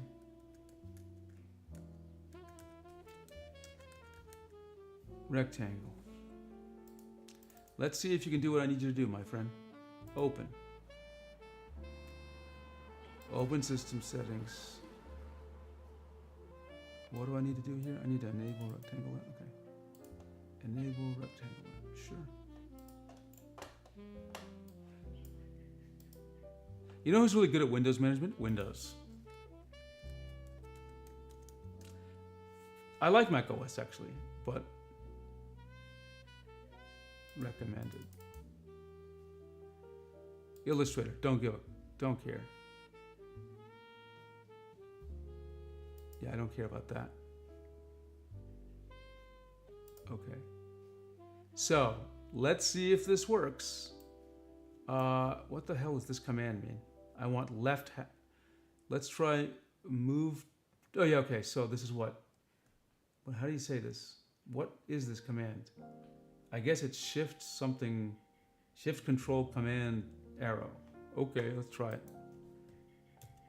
That didn't do anything. None of these apps did anything.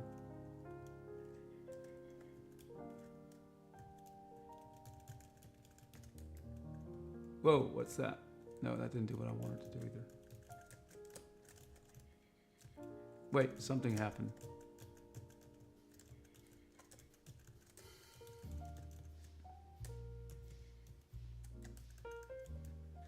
So many apps are interfering with me right now, it's not even funny.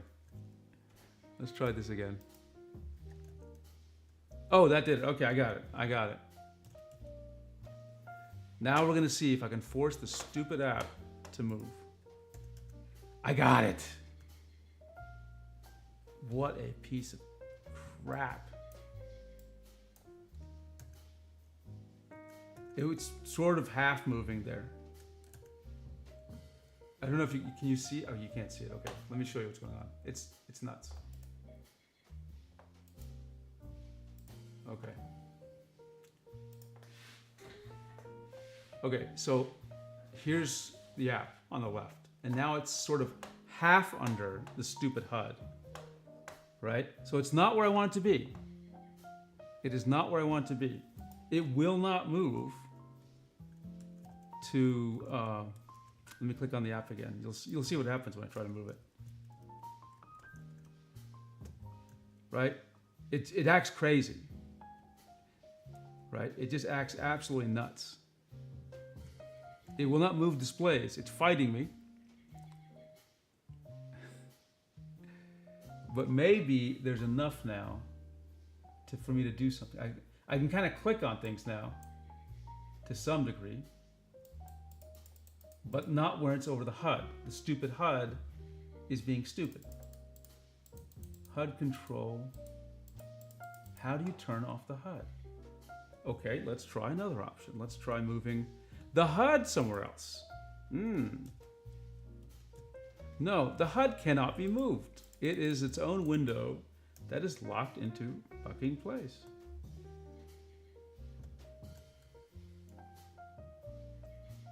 What an amazing... I think there's a button here to click to open.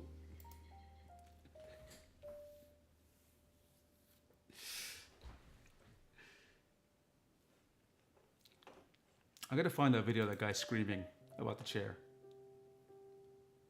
Let me see if I can just find it for a second. In other news, I would recommend everyone watch the Google I/O keynote today. It was remarkable. I will tell you that. It was actually very remarkable. And I think it's going to really set the tone for a lot of what you're going to expect out of AI stuff this coming year. And it made me... I don't have any negative opinion of Google, actually. I really don't. I know some people are very anti-Google. I am not that way. I like Google. I like what they're building. I think they can do amazing things.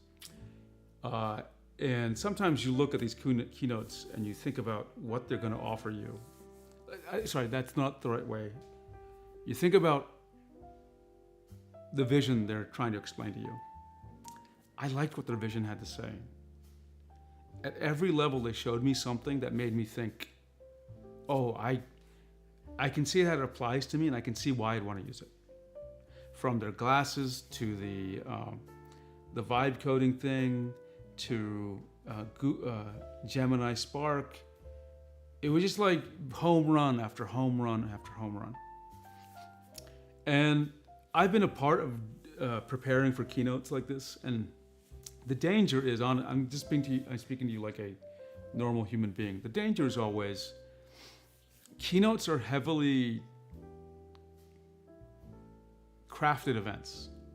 And specifically, I'm talking about the demos in a keynote event. And to me, some of the demos, they were saying, oh, this is a real live demo of live code. And some of them I could not believe that was the case. Not because I didn't believe the code works, but because things just happened too smoothly, right? And that gave me a little pause, thinking, okay, am I watching a pre-recorded video that they're pretending is live? In other words, the product does do that, but it is not literally, they're just, playing along to a video. Is it smoke and mirrors? I've seen keynotes like that where, I don't know how to explain it to you, but like code has been constructed to visually tell you something, but it's not doing anything, right? There was a keynote. I did not participate in this, and I'm not going to name the company, but you can guess. Where there was a dashboard showing how much data was being processed, okay? And the number climbs up or whatever to like, a huge number, like a petabyte or exabyte or something. And like that graph was just completely fake. Like it was not attached to some system that processed data. But here's how it was justified to make such a keynote. Well, the product can do that. And if you measured the product doing that, you'd see numbers climb like that. In order to make the product do that, you can't just like get an account and use the product. You have to call this company, and they have to work with you, which makes sense because the scale of this thing was crazy. And to make sure it'll do that. But there is no like live way of getting this information. The dashboard was just a fake app designed to make you understand, visualize the product can do this. And I can understand that you need to do that because, and if the product does do that, but there's not like a UI that shows it in such a clear way, you can understand why you'd need to have a demo that showed that, right?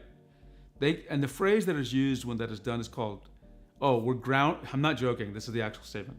We're grounding it in product truth. Okay, I don't like saying that phrase because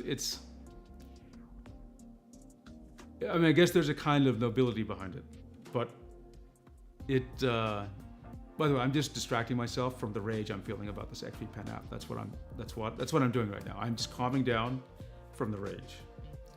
And this is my technique of calming down, is to just walk through an experience that I felt pretty good about, or I'm just talking about. That statement always kind of made me feel a little weird, because the intent was to show. On the surface, it's like, oh, we are telling you the truth, because it says the phrase product truth. However, there's an element of artifice in front of it. There's a little bit of smoke and mirrors, maybe more in some cases, less in others. And that's what always rubbed me the wrong way. I don't believe it would be difficult to show something, even if it was ugly. I'd rather show that than show something pretty that wasn't really the thing, right? Does that make any sense? Anyway, I just want to share that. And the reason I bring this up again is I'm trying to figure out which elements of that Google keynote, the I/O keynote, were like that, where they're like, oh, we got to show this thing grounded in product truth, but we're not literally going to show the product in action, because like anything could go wrong, right? Anything could go wrong. That's what I wanted to share. Sorry, I didn't have my face fully there as I'm raging. While I'm talking, there's another thing that's going to happen tomorrow. So tomorrow I get a package from Wacom. I'm getting 3 art pens, okay? 3 art pens. So I will do another live stream tomorrow with less frustration, with less rage, where we walk through 3 art pens. Now we're not going to try all three.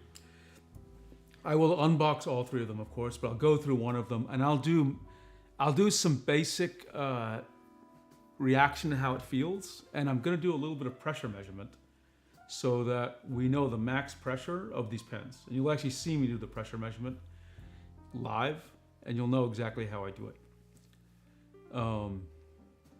3, yeah. And the reason I got 3 is pretty simple.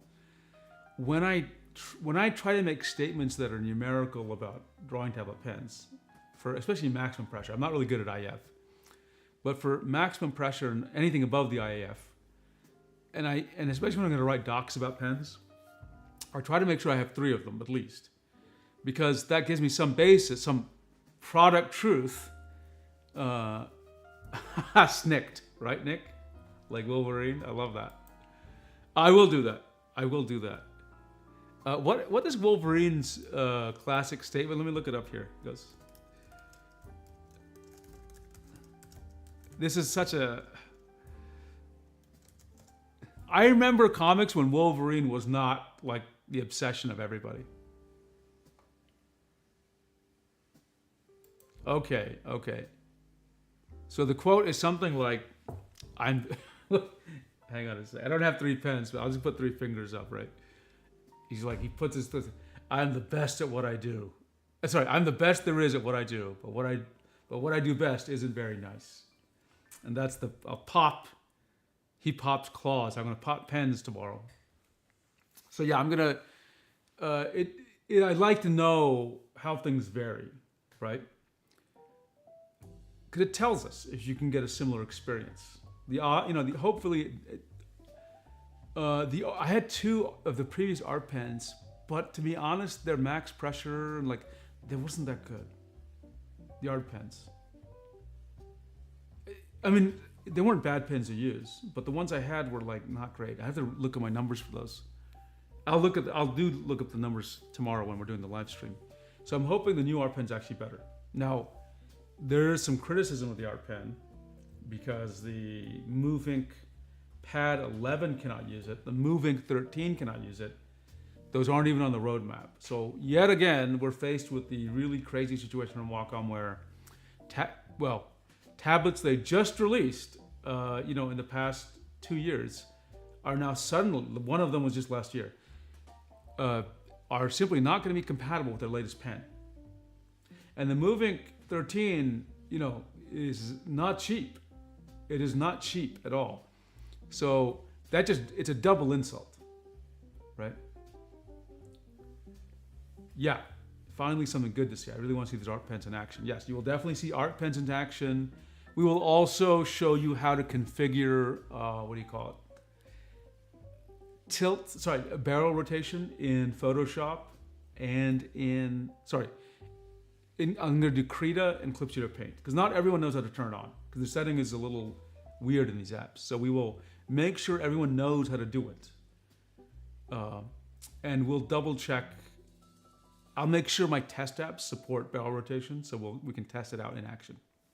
I may build a little that's a good idea. I'll build a test app for barrel rotation. I've got one for pressure, now I can do one for barrel rotation. That's a good idea. That's a good idea. I may stream, not on the Mac tomorrow though. I may stream from my Windows machine. It might be easier for my tools to work.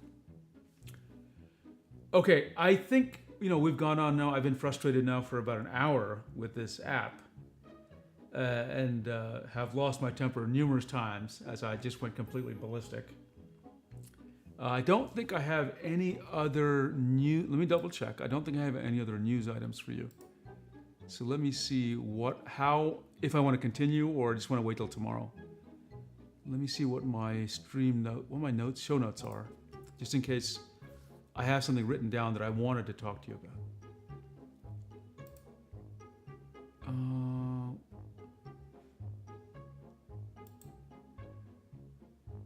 Let's see, Nick says, I noticed those art pens are having a different profile.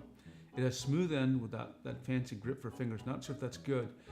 I think Otnus, who's tried one out already, I think he felt the grip was good. It doesn't have that fancy grip, but I don't know how, did he use, is he the one who said it felt like it was kind of rubberized or something? It wasn't like it felt like it was sliding out of his hand. So I'm feeling a little confident that we'll like, the Pro Pen 3, which I have right in front of me, is like the top end and the bottom pen, it feels like it slides too easily. So I got the feeling from his comments that despite the fact there's no grip, you would not have that problem. But I'll see, we'll try, we'll see what it feels like. Okay. I think I'm gonna call it a stream. I will continue working on this a little bit more, but I'll also write up my feedback for XP Pen. And let me just summarize what the feedback is, okay? So first of all, the UI is very beautiful. There's no complaints about that. Number 2 is there are spots in the UI which are very confusing, okay? And I will tell them that. Number 3 is on Mac OS, the UI refuses to be on any other monitor. It can't even be moved. That's a bad design. It's a horrible design, okay? Number 4, the HUD thing cannot be shut down from the HUD. I know they're in the docs, they say you can shut it down from the app. I'm like, that's great, but also it should be shuttable down from the HUD. Right now it's just on my screen with no hope of escape. And since it blocks what's behind it, which is the app, I can't use the app to shut. So it's a catch-22. So the dock is useless. Now this problem may not occur on Windows. I will try it on Windows because remember that's what I actually draw on. Feedback number 5. The utility of this is much less if I cannot chord the keys. If I cannot chord the keys, I've got a major problem. Okay? I should be able to, at the very least, chord the upper left keys with, so pair one from the upper left with the one, so that would give me 4, shift combinations. So 4 times 4, that should give me 16 keys, okay?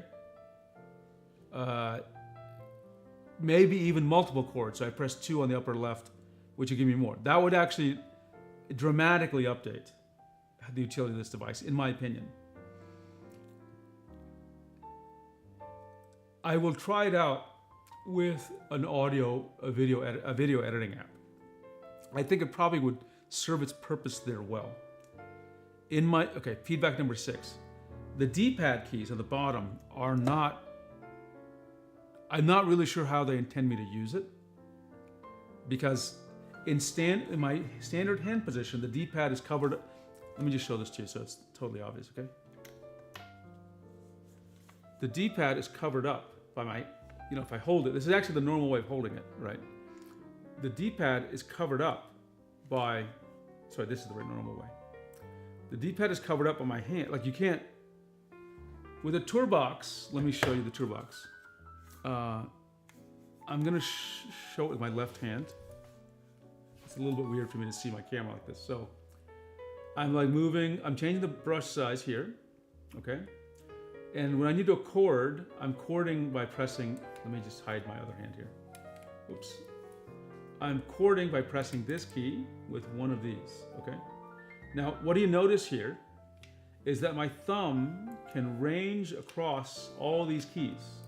I've got 1, 2, 3, 4, 5, 6, 7, 8 keys right here, right? This hand can deal with the side and the top. The thumb can deal with all these. So it's easy to chord, and it should be easy to chord with this device, okay? But you can't. They don't let you chord. On top of it, here I get 8 buttons I can chord with 1 button here and 1 button here. With this thing, I've only got 4 buttons and I can't chord with the 4 buttons. So it's just a weird mix here. And this is like, I don't understand how they intend me to use the bottom. Like, I guess maybe for, I don't know. I'd have to take my hand off of it like this. Like I'd have to like, you understand? I have to rotate my hand away. That's weird. Okay, numbers, I don't know if I'm at the 6 or 7. I'm gonna try the device like this with my right hand, and I think it'll actually work. To be completely honest, as I'm trying it right now, I think it will actually work. It's not any better or worse than the other hand, but I think it will actually work. In fact, it works that way in my left hand as well, right? It actually may be more easy to use this device, not like this, but like this, okay? I'm using my left hand, because I'm right-handed. So that may be easier for me to do, or at an angle, not up and down. Yeah, I think it might work better as an angle. Overall, I like the device, but it's not until they address the issues I talked about, and some of them are serious, the UI bugs, and add the cording. It could not possibly replace the TourBox. Okay, it just cannot. I want to use this device, I really do, but because there's some things about it I like better than the TourBox, but I can't use it. I cannot commit to using it. Hey, how's it going, man? Good to see you. And yes, everything is well. Thank you for asking. Yeah, I think this could be really good for other apps. But yeah, the way it's constructed right now, the driver, or what they call the driver, it is not helping. I am also a little bit sad to realize that, as Nick points out, the keyboard the joystick is not really a joystick. It just gives you 8 different directions. So you could play, Street Fighter with it, I guess. Hadouken, right? But hey, the Street Fighter movie looks good, by the way. It looks real good. So I can't wait to see it. And I like the old Street Fighter movie too, with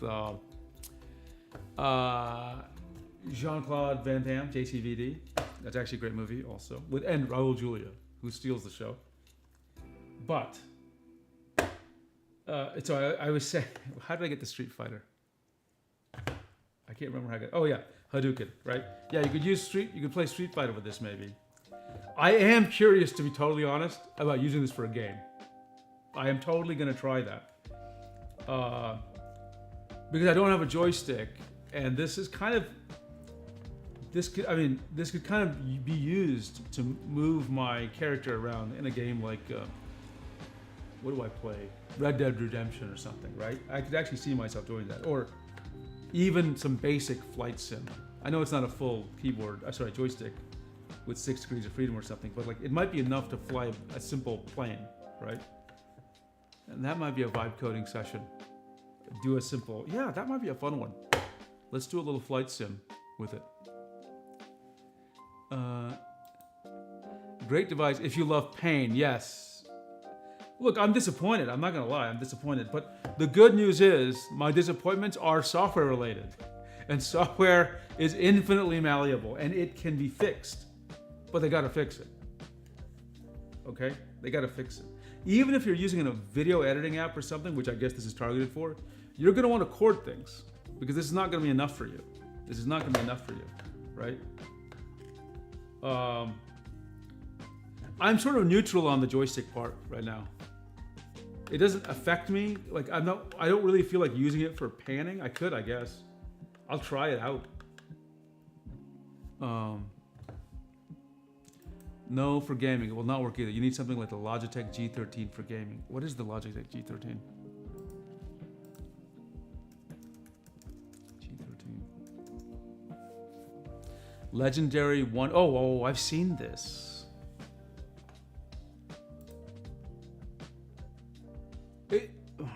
I want to get a keyboard. Sorry, I keep saying keyboard. I mean joystick for games.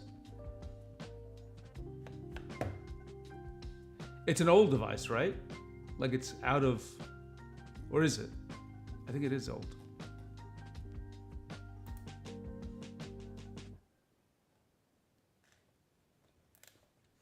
Yeah. So disappointed, but again, my disappointments are software related. I think they can make everything work. If they just get the chord thing, I would probably switch over to this. I mean, I would actually, if they got the chorded thing, I would give this device serious time. I don't mean a week. I mean, I'd give it a couple of months of actual, like, I will try to use this instead of my TourBox. Okay? So I can formulate a deeper opinion.